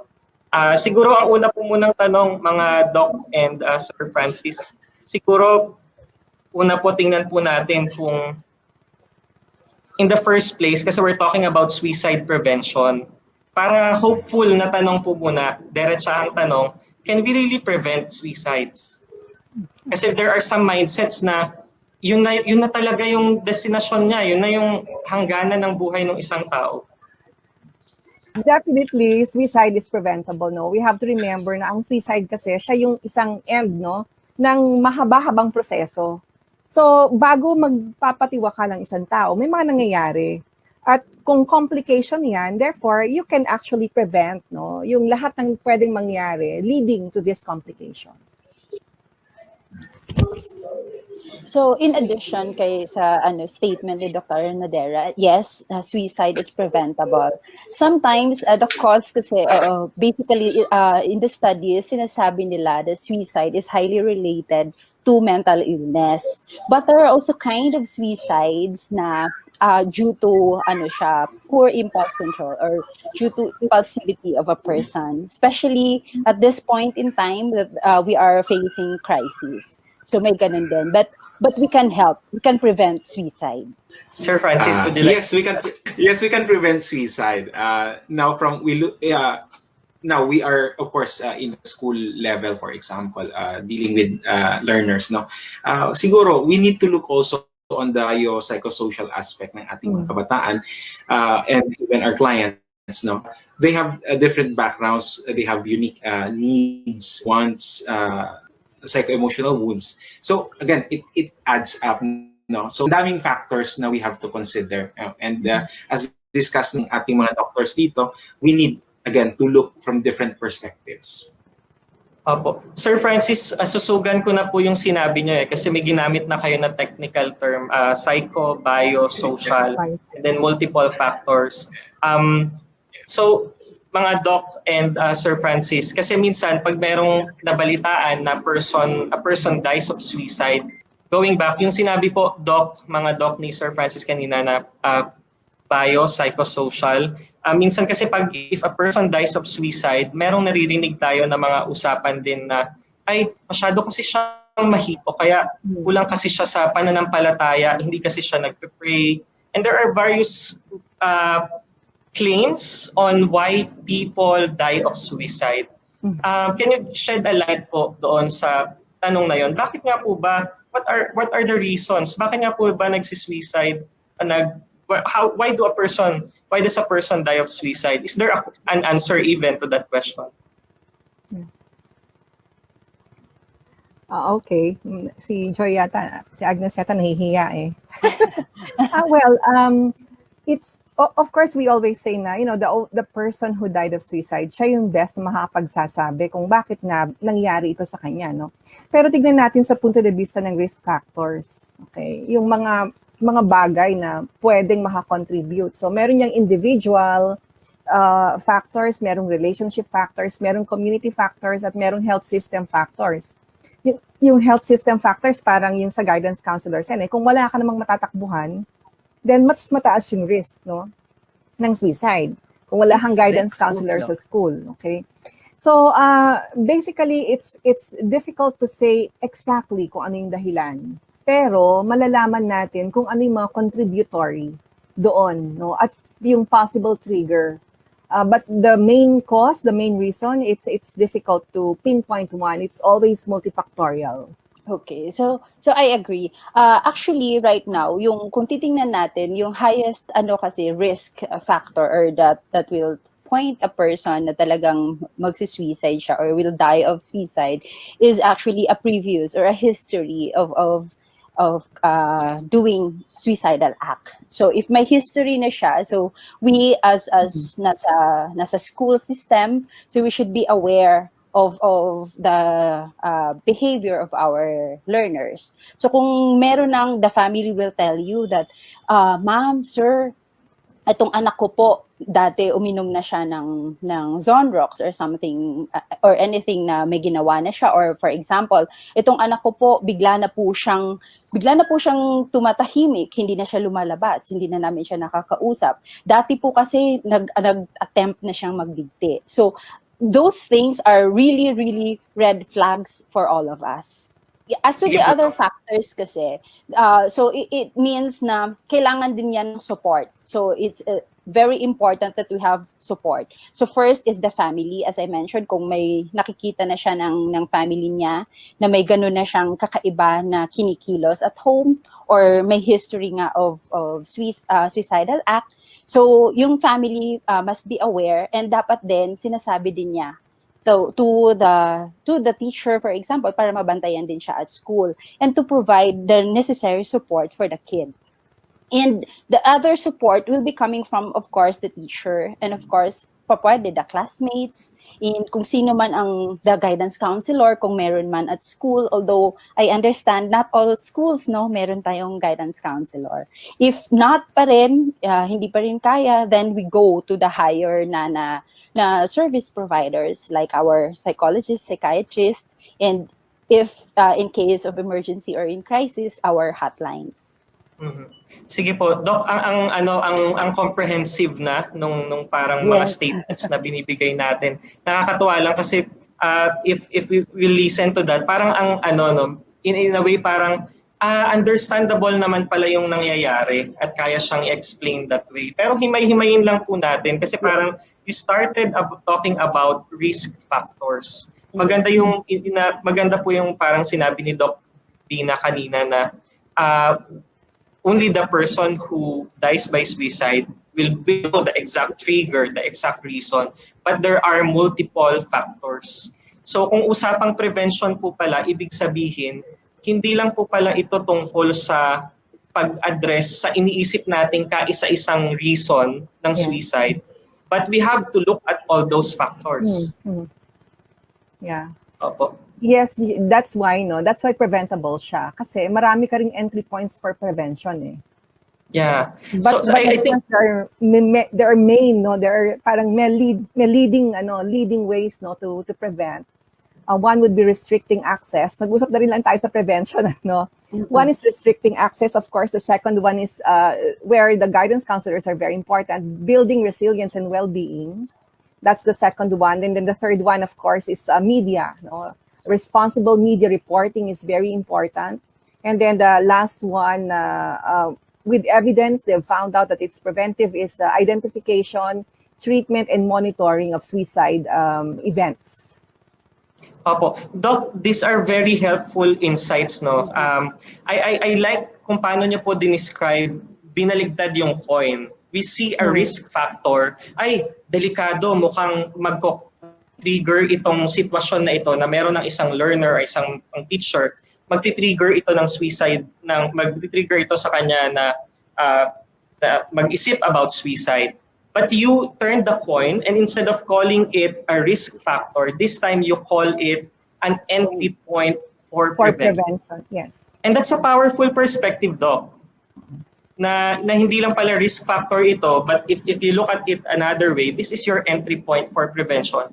And because there are different entry points, iba-iba rin yung mga, you can't, parang minsan kasi may messianic tendency tayo. We want to solve all those entry points. Yeah. Where can we start? Walang isang taong kakayanin yan. Ano? That's why we always say suicide prevention is everybody's business. Kasi it's from an individual to a systems level. Yeah, we start with ourselves. We have to start with the belief that we, with our individual capacity, we can actually help someone who is in a crisis. No? Alam mo yun, yung parang lagi kong sinasabi is never underestimate your capacity to be a kind and compassionate person. We all have that capacity. We must never underestimate our capacity to help someone who is suffering, who is in a suicide crisis. And sometimes yun po yung parang nagiging stereotype tuloy sa mental health professionals, no, na parang mental health professionals, so parang very gentle, very makipag-usap, pero it's really about showing kindness and compassion pala, Doc, practicing that, no. You start with empathy. You start with empathy. So if someone is going through something, you place yourself in that person's shoes, so you can feel how that person will react to what he is going through. Yeah. Opo, thank you very much po, Doc. Opo, we were having a very good conversation kanina kasi parang yung comprehensive statement kanina was there are risk factors, but you can prevent them. They can be entry points for prevention. And then kapag meron ng signs, pwede mo na ring ma-check yung signal na yun. So iniisa-isa lang natin ngayon, sir, para sa ating mga viewers sa Facebook, and kung may questions din sila, they can throw in their questions and we can talk about that. But Dr. Dina identified 4 practical areas or entry points for prevention. Ihuli na lang natin siguro po yung access, Doc Dina. Pero you talked about resilience, building resilience. And Sir Francis, ito yung role na meron daw ang guidance counselors. But we understand, sir, ito talagang hindi pwedeng hindi pag-usapan. We understand na limited yung number natin ng guidance counselors sa ngayon. How can we work together siguro in building the resilience of our learners? Kung hindi man ako guidance counselor, if there are other, the teachers that we have in the school, our very loving teachers, supportive teachers, how can we help in this building of resilience among our learners? Siguro, Sir Gian, I would like to start with, you could not give what you do not have. Yeah. So basically, we should start also with our teachers. Now, yun nga, galing din ako ng DepEd, nasa loob ako ng DepEd, and we also hear that those things din po from our teachers. Yun nga, oftentimes would always look sa ating mga learners. Pero along the process, nakakalimutan na po natin yung ating mga sarili. Okay, so we could not give what we do not have. Now, if in building resilience, of course, we need also life skills.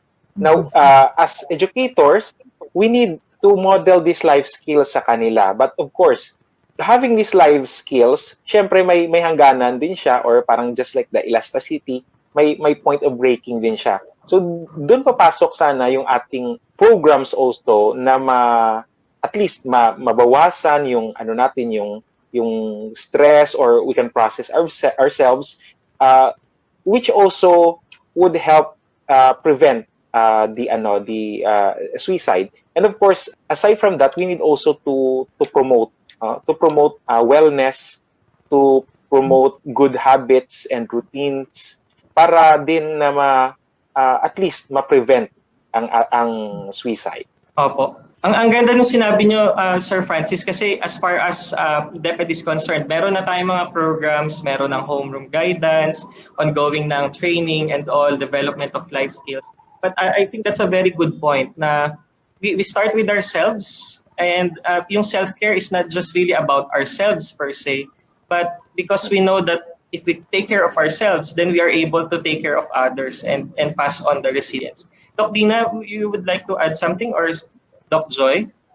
I agree with yung sinabi ni Sir Francis, kasi it's about yung kanina yung dinagdag mo na we take care of ourselves because we cannot pour nga from an empty cup, and it's something kasi that will radiate. So it's something that intrapersonal, and then we go interpersonal. So if we take care of ourselves, and we will be able to take care of others better. Ayan, opo. Thank you very much po, Doc. Let's go back po dun sa 4 starting. Kasi, Doc Dina, parang you provided the framework na on how this conversation will proceed. So, these are the risk factors, maraming iba-ibang possible reasons, but they are entry points for prevention. And 4 specific strategies that you mentioned, yung isa na nga, yung una is resilience. So, it's really developing life skills among our learners. Yung sinabi ni Sir Francis, adults modeling it for them from in their homes, in the schools. The second thing that you talked about earlier was media. So, Doc Dina, can you share a bit about this? Ang isa kasing preventive measure is responsible media reporting. No? Of course, this is a health issue. Media definitely is going to be a big help, no? Dito sa pag-address ng health issue na to. Kaya lang kasi it has to be responsibly handled. By responsible media handling, what I mean is we report facts, but we report probably an event, pero once lang, tama na yung isa. Huwag mo nang paulit-ulit. It cannot run forever and ever.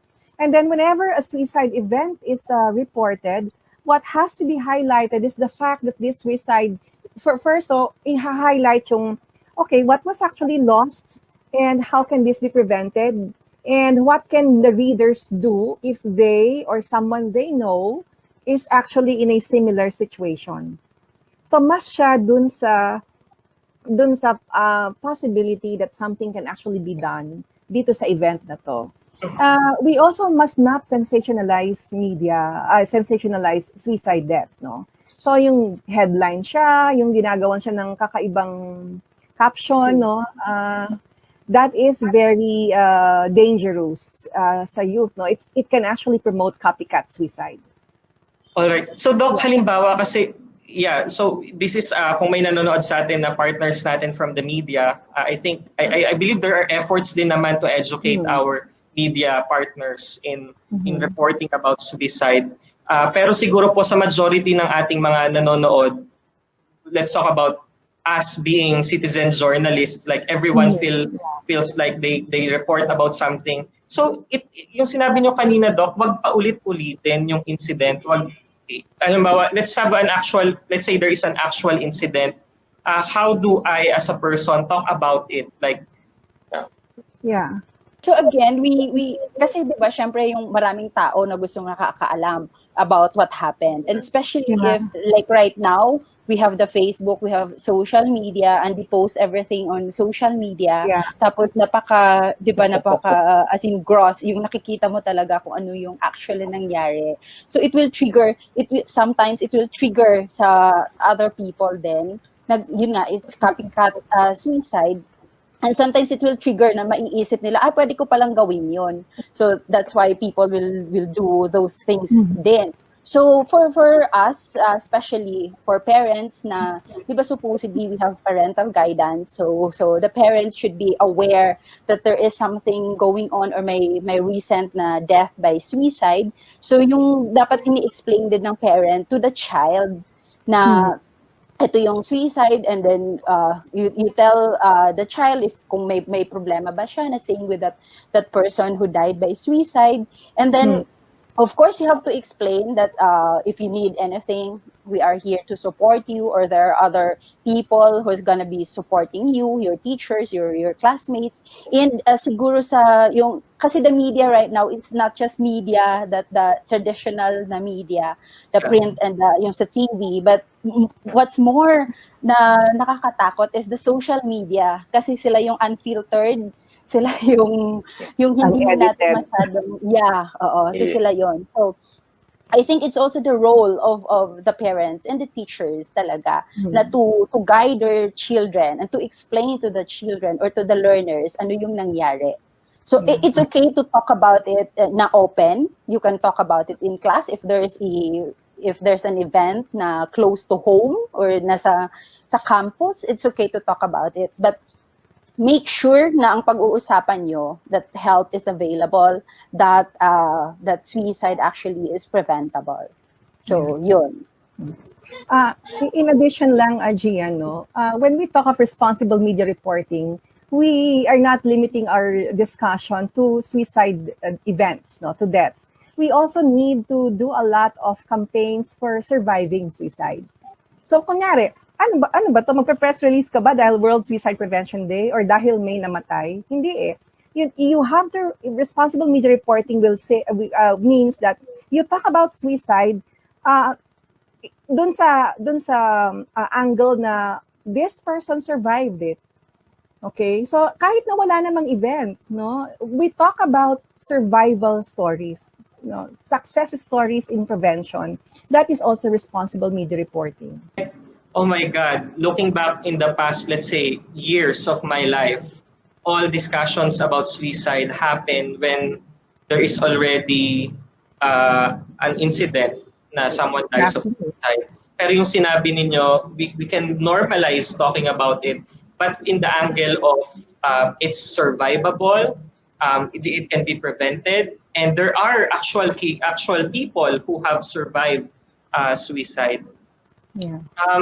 Sir Francis, Doc and Doc Joy or Doc Agnes and Doc Dina, kasi parang pupunta sana tayo dun sa later part pa pero nandito na tayo sa discussion na talking to to learners, talking to your kids about suicide, some teachers maybe or some parents or maybe siguro kahit yung mga friends, mga learners natin na nanonood ngayon are not very comfortable kasi feeling nila baka lalong gawin, baka lalong magka-idea or baka ako pa yung nag-push dahil pinag-usapan namin. So may ganong fear or I just really don't know what to say or baka parang sabihin nagbibiro lang. Can you give some practical tips? Let's say for isa-isa siguro learners and kung paano pag-usapan ng suicide and then how we talk about it on our own social media and then for our teachers, adults and parents. Pwede po na siguro, yes. Sir. Okay, sige, pasadahan ko muna. In connection with the social media, actually, this is, yun nga sinasabi natin, aside from the suicide, unfiltered siya, the photos, and even the stories, sensationalized, parang very graphic pa yung, yung pag-report, especially sa local stations dito. For example, dito sa amin sa provinces. Ganun pa. And, well, as part of my advocacy then, from time to time, I either I'll text them or I'll call them, sabihin, can you please, and request them, or even up to the point na appealing, please blur your photos of a suicide. Yeah, kasi, yan, unfiltered eh. Especially sa ating learners, adolescents, usually, they would, yung time nila is with the social media eh. That's part of their socialization and at their age, no? They should socialize. And one of the platforms na nila na ginagamit is of course the social media platform. Now, if unfiltered to, we need also to check kasi baka tayo din mismo yung yung nag-share ng ganitong unfiltered na mga photos or stories. Sa ating as parents siguro, yes, there's a need na to discuss this one.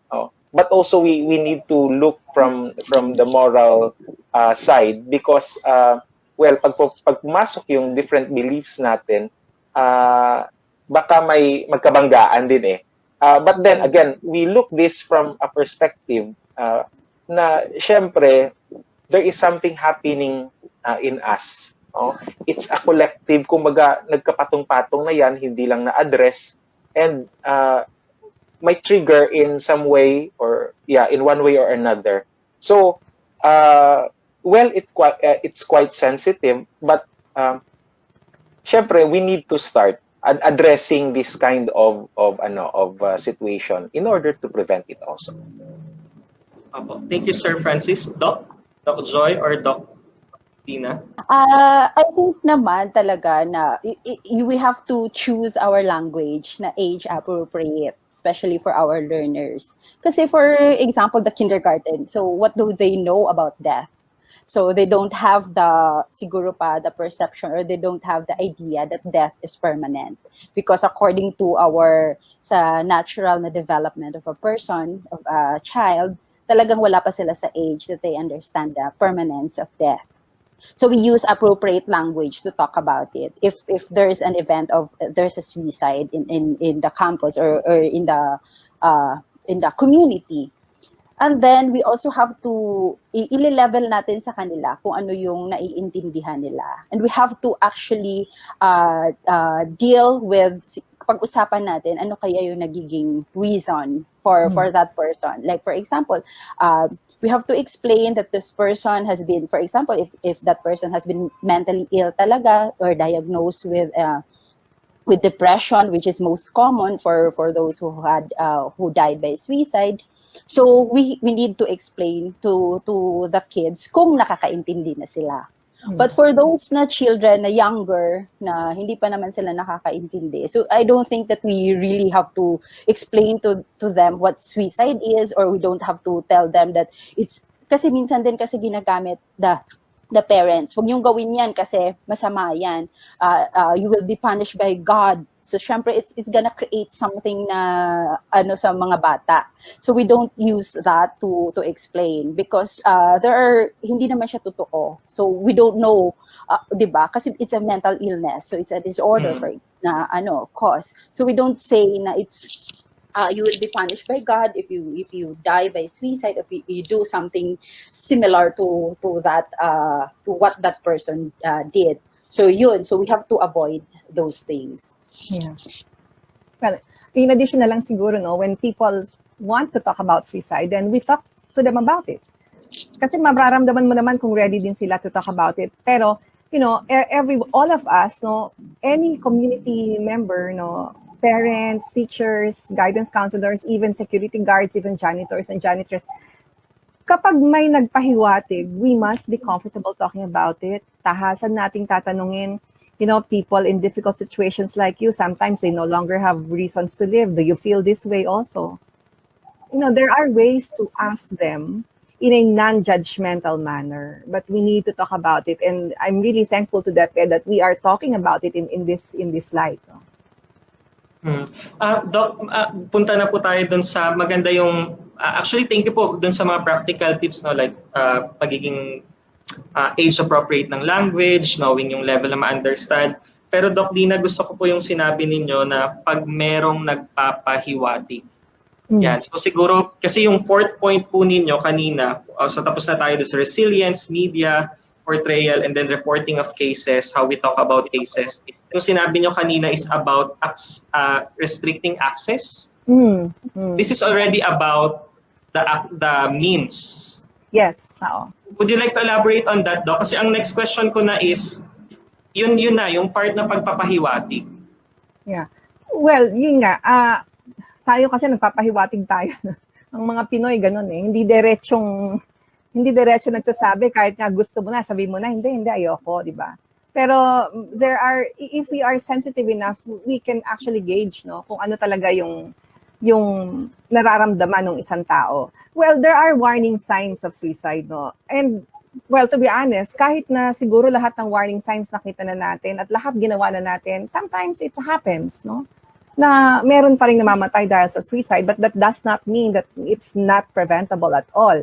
So, yung pahiwatig would be the warning signs, no? The red flags. People start to isolate, pero iba-iba kasi. Sa mga bata, lalo na, iba yung presentation, no? So, hindi naman lahat iiyak-iyak, hindi naman lahat parang wala nangyari. Iba-iba. Depende dun sa tao. But common would be serious change in mood or behavior, no? Isolation. These are actually early warning signs, no? Talking about death. And sorry, put this isolation na part. If I have always been a loner all my life, and I stayed a loner. Pero yung isolation po na yun ba yung parang bigla na lang naging loner, so to speak? Okay. Yes, but even if you are a loner kasi meron ka pa rin kasama, like you probably are close to one person or to the family members. Diba? And then you suddenly cut off, no? So these are common signs, no? These are the warning signs. And yung nabanggit nga ni Doc kanina na, depression is actually one of the mental health conditions that may lead to suicide. Yun din, no? Yung signs din ng depression.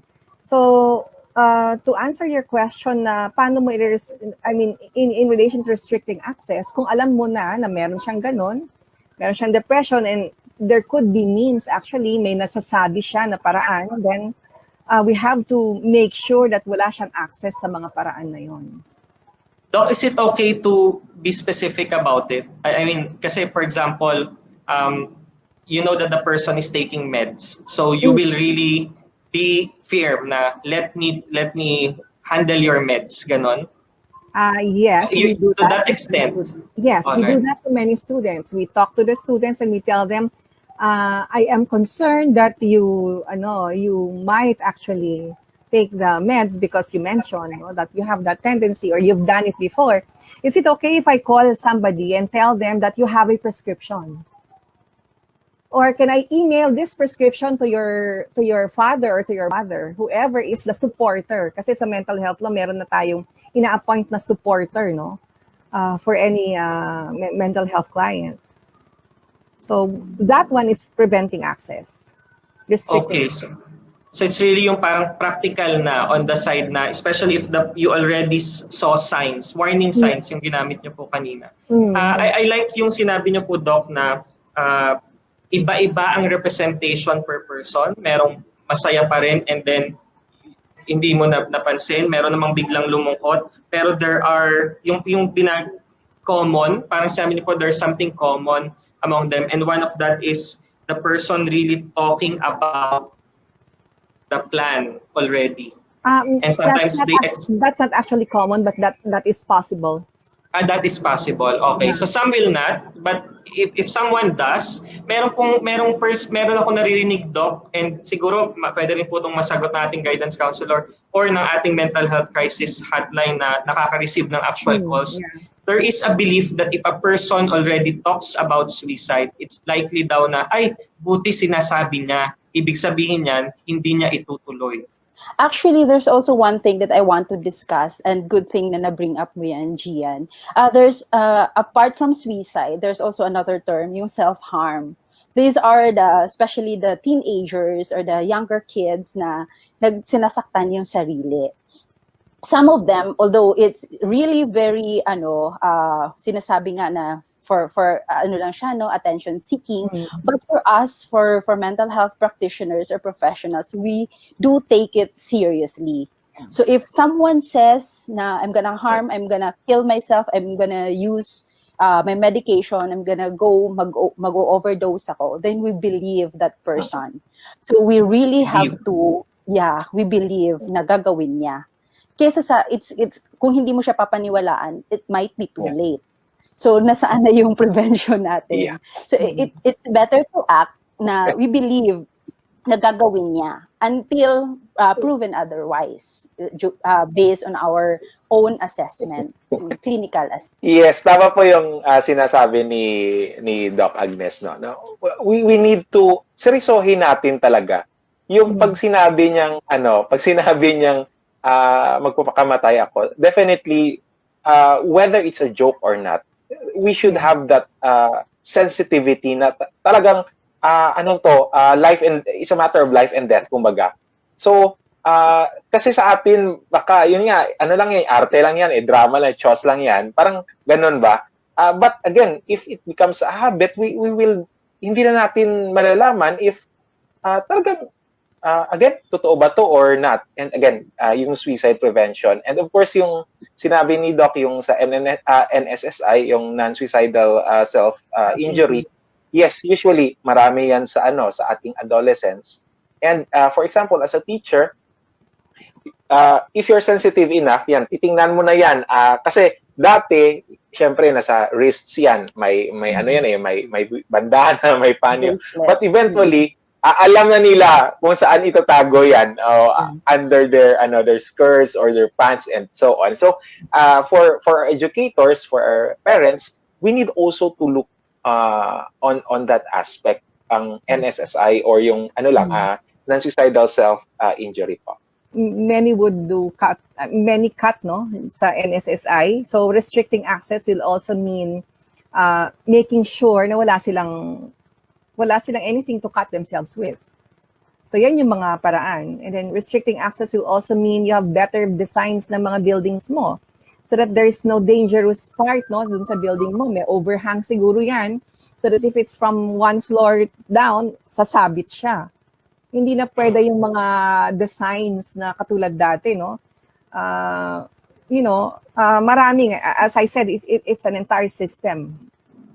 Opo. Doc, na-appreciate ko yung flow ng conversation natin. I initially plotted questions pero parang mas maganda naging natural yung flow natin. We started with suicide can be prevented. There are multiple factors that contribute. There's no single reason, and if there is, it's only the person who dies by suicide who can tell us that. But these risk factors are, kung i-reverse natin siya, they are actually entry points for prevention. And we can address those factors through different means. And it's a community effort. Hindi siya effort lang ni guidance counselor, hindi siya effort lang ng psychiatrists, hindi siya effort lang ng teachers, ng mental health professionals. Everyone can contribute to the prevention of suicide. And then we talked about the signs that a person may be suicidal or maybe already thinking about suicide, na iba-iba siya ng representation per person. Pero it will be obvious, especially if you are always with the person, makikita mo yung change, yung dramatic change. And there are possible then na some will even talk about a plan. And then sabi niyo po kanina, when we begin to see these signs already, we can freely approach this person with empathy, without judgment, and we can plainly ask, are you really thinking about it? Are you planning? And if they say yes, yung maganda yung sinabi niyo po kanina na any thought of suicide must be taken seriously. Hindi siya kahit mukha siyang joke. We always think that it's serious and that they're really considering it. And then yung how we can keep the person safe. Nagbigay kayo po ng practical aspects. How do we restrict access doon sa means through which the person can die of suicide? Where does professional help come in? Well, you keep the person safe. No, you hear somebody is in a suicide crisis. You must make sure that this person is in a safe place, safe environment, nothing na ma-access niya to actually hurt himself or herself. Now, how about professional help?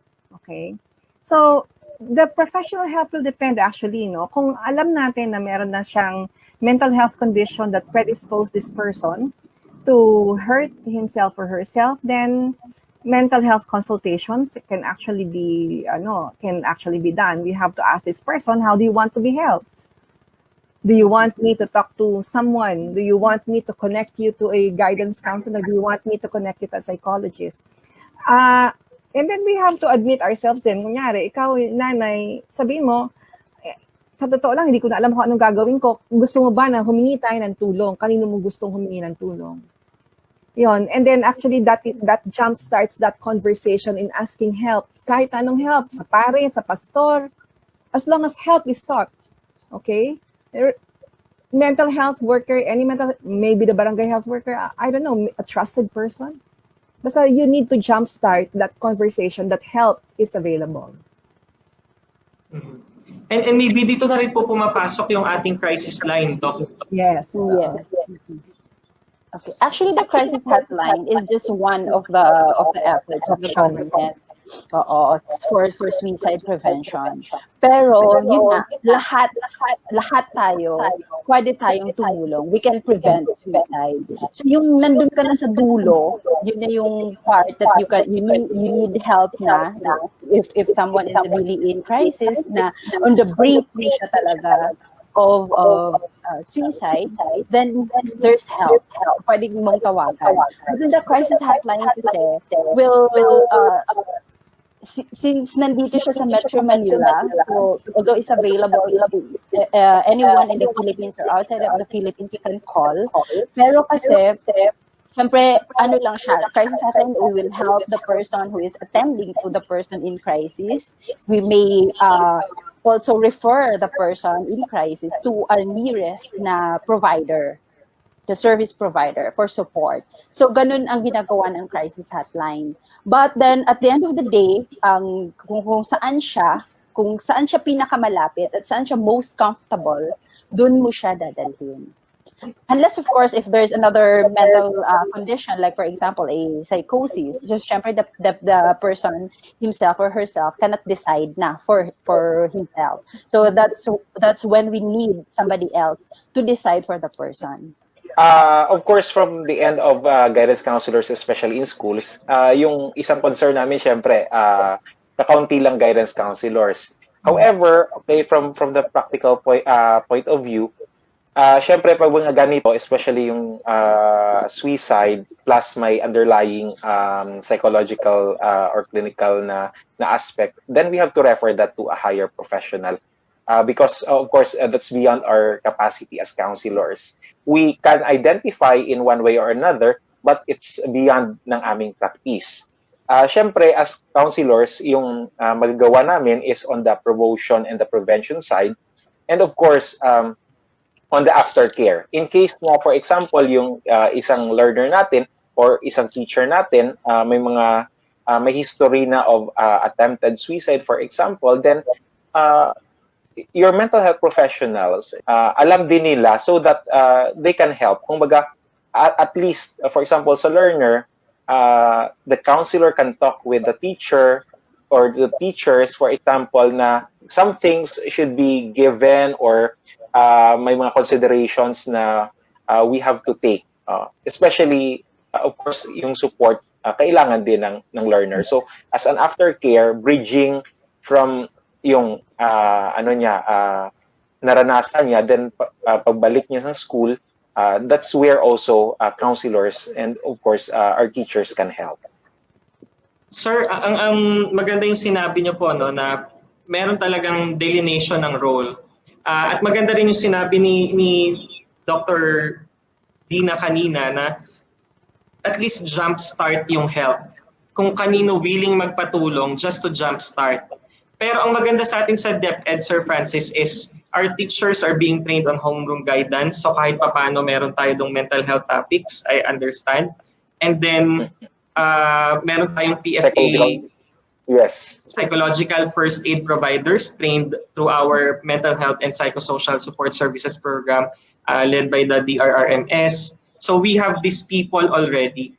Parang gusto ko lang i-address sana ngayon, sir, yung sa guidance counselor kasi meron pa bang mindset? Kasi ang nagiging viral sa Facebook yung idea na, ay, mag-guidance ka. So, ang tipong nag-guidance, yung mga nagmi-misbehave na mga estudyante, tas parang punishment. At i-stretch ko na rin po, no, pagdating naman sa, for example, magpapacheck up sa psychologist or psychiatrist, meron ding mindset na, ay, bakit? Meron, ganito ba siya or merong label agad and meron agad mga attached stigma. Yeah, so stigma, how do we encourage our viewers right now to seek help amid all those misconceptions about the mental health professional? Yes, thank you so much, Sir Gian, for that points. No, now, of course, with the mental health law, siguro, yeah, we have mental health professionals, but again, when it comes to mental health, it should be a whole of the systems approach, and of course, papasok din yung ating community-based approach, no? And of course, yung mga mental health professionals, merong tiering din. Oh. So, sa amin, sa guidance counselors, we have limitations. If it's beyond our capacity as counselors, we then refer that to an appropriate professional, either psychiatrist, or psychologist, or sa ating mga social workers when it comes to abuse and sa kanilang practice, no? Pero syempre, from our end, we still have that stigma na yung guidance counselors are disciplinarians. And right now, of course, on behalf of the BGCA, what we're doing right now is intensified advocacy. We advocate na ito yung practice of guidance and counseling na, of course, part of our services are nasa mental health and the other part nasa career guidance or on the career development. So actually that's the gist of the practice of guidance and counseling.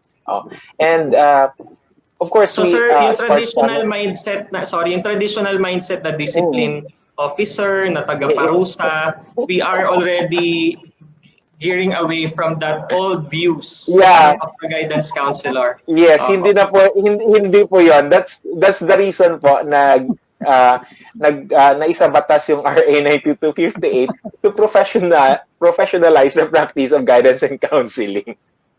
Sir, quick question na lang. It's the new norm.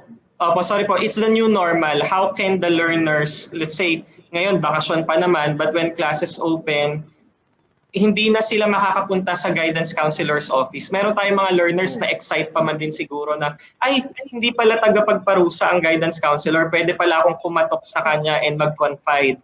And they're excited to do that, but we're now under the new normal. How can we reach out to our guidance counselors po? Yes, that's very challenging and papasok din yun ang issue ng ng connectivity. As far as I'm concerned, marami po kaming mga guidance counselors na nasa provinces and the school base na they have their own pages, they're using or utilizing their Facebook accounts and even providing numbers so that maka-connect yung ating mga learners. But of course, not all mayroong internet connectivity or may load sa ganong aspeto. Siguro isa din itong malaking challenge sa amin, but we can only give as we have, for example. But again, we're offering as much as we can ng guidance services, mental health and career guidance services sa ating mga learners and even to the general public po. Opo. And that's one of our things na ipina-finalize din sa ating learning continuity plan, sir, with various offices inside DepEd. Yes. Para doon sa mental health. Pagdating na po sa psychiatrists, Doc, yung fear to approach isa stigma, and then maybe yung perception din kasi resources din to some, that's the limitation. Paano po natin ma-overcome yung challenges na yon when people already need to seek psychological or psychiatric help? Right now, there are different organizations naman offering free services. So right now then, this pandemic kasi na-limit din the face-to-face na clinics, so nawala din siya.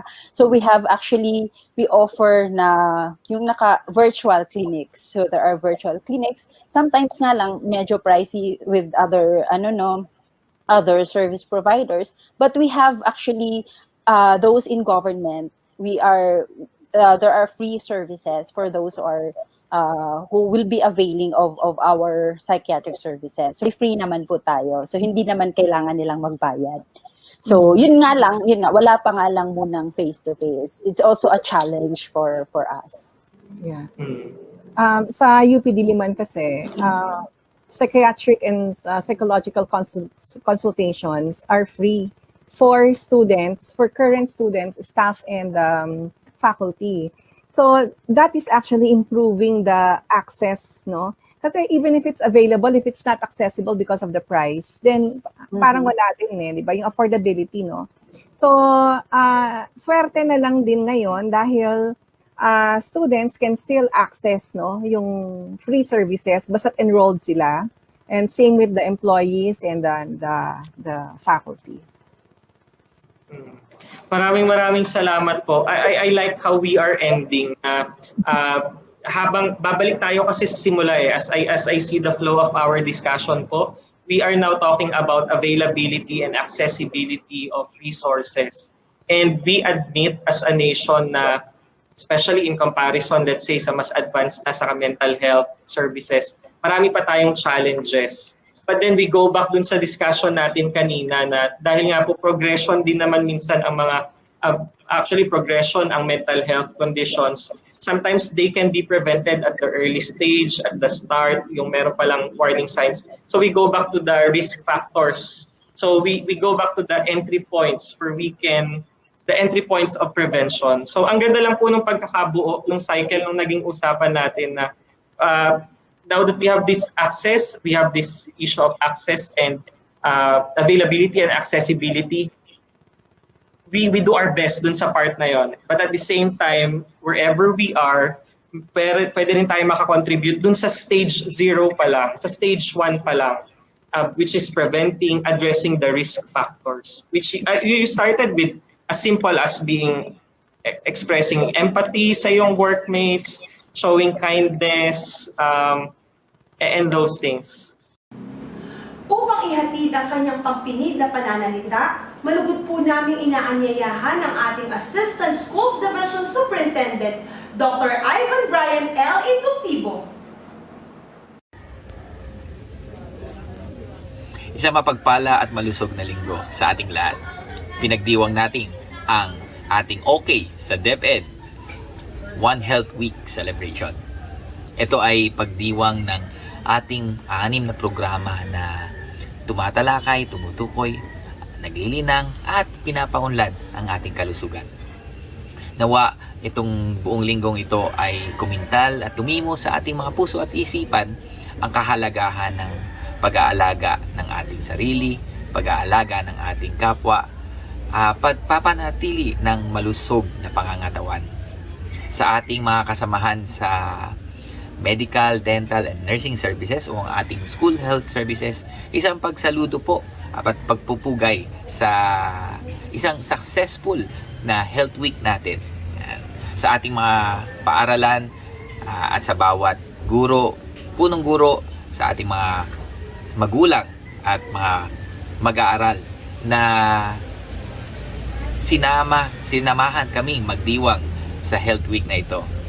At nawa ito'y hindi lang itong linggong ito, kundi patuloy nating gawin, alalahanin, at palagi nating isaisip at isapuso ang mga turo sa ating One Health Week. So, sa ating mga doktor, si Dr. Pau, si Dr. Marife Grossman, sila Nurse Gab, Nurse Mabel, Nurse Banj, Nurse Jackie, sa ating lahat ng kawani at lahat ng ating mga clinic teachers, lahat ng sumuporta at lahat ng ating stakeholders na tumulong din para matagumpay nating isagawa ito. Isang maraming salamat po sa inyong lahat. Muli, patuloy po natin ito, pagpupugay at pangangalaga sa ating kapwa at sa ating pamilya, dahil itong pagpapanatili ng kalusugan ay hindi lang po para sa paaralan, kundi sa bawat tahanan din po. Maraming salamat po, at naway manatili po tayong ligtas at malusog. Maraming salamat po, ASDS Sir Ivan. Ito po ang OK sa DepEd One Health Week Celebration 2021. Bayanihan para sa kalusugan. OK sa DepEd, sa paaralan at sa tahanan. Sa Imus Importante ka, ikaw ang bida. Pagtulong sa iyo, number one sa puso ko. Pangangailangan mo, unahin ko. Importante ka sa Imus. Ikaw ang bida.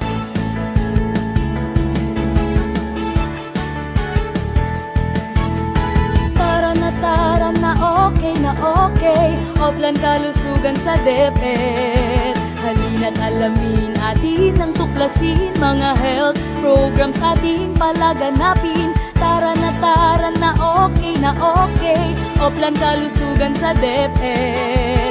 Halina't alamin atin ang tuklasin, mga health programs ating palaganapin. School-based feeding program ating pagtibayin. Wastong pagkain ating ihahain, mga batang kulang sa timbang. Ating pakakainin ng Go, Grow, and Glow. Adolescent reproductive health ay gawing gabay at patnubay ng batang mausisa ay di maranasan. Ang early pregnancy ay maiiwasan. Kalusugan ay mahalaga sa edukasyon ng mga bata. Tayo na't magkaisa, halina tayo'y sumama. Tara na okay, Oplan kalusugan sa DepEd. Halina't alamin atin ang tuklasin, mga health programs ating palaganapin. Tara na okay, Oplan kalusugan sa DepEd. Halina't alamin atin ang tuklasin, mga health programs ating palaganapin. National Drug Education Program or NDE kung tawagin. Ito'y paigtingin, mga bisyo'y alisin. Sigarilyo at droga'y dapat nang puksain. Water, sanitation and hygiene in schools ating kompletuhin, 3 stars ay abutin. Malinis na tubig, segregated na toilet, group hand washing at may napkin na rin. Kalusugan ay mahalaga sa edukasyon ng mga bata. Tayo na't magkaisa, halina tayo sumama. Tara na okay na okay, Oplan kalusugan sa DepEd. Halina't alamin atin ang tuklasin, mga health programs ating palaganapin. Tara na okay na okay, Oplan kalusugan sa DepEd. Halina't alamin atin ang tuklasin, mga health programs ating palaganapin. Medical, dental, and nursing services na atin ding binibigay upang matugunan problemang pangkalusugan ng mga guro at kabataan. Kalusugan ay mahalaga sa edukasyon ng mga bata. Tayo na't magkaisa, halina tayo sumama. Tara na okay, Oplan kalusugan sa DepEd. Halina't alamin atin ang tuklasin, mga health programs ating palaganapin. Tara na okay, Oplan kalusugan sa DepEd. Halina't alamin atin ang tuklasin, mga health programs ating palaganapin. Tara na okay, Oplan kalusugan sa DepEd. Halina't alamin atin ang tuklasin, mga health programs ating palaganapin. Okay talaga sa DepEd. Okay talaga sa DepEd.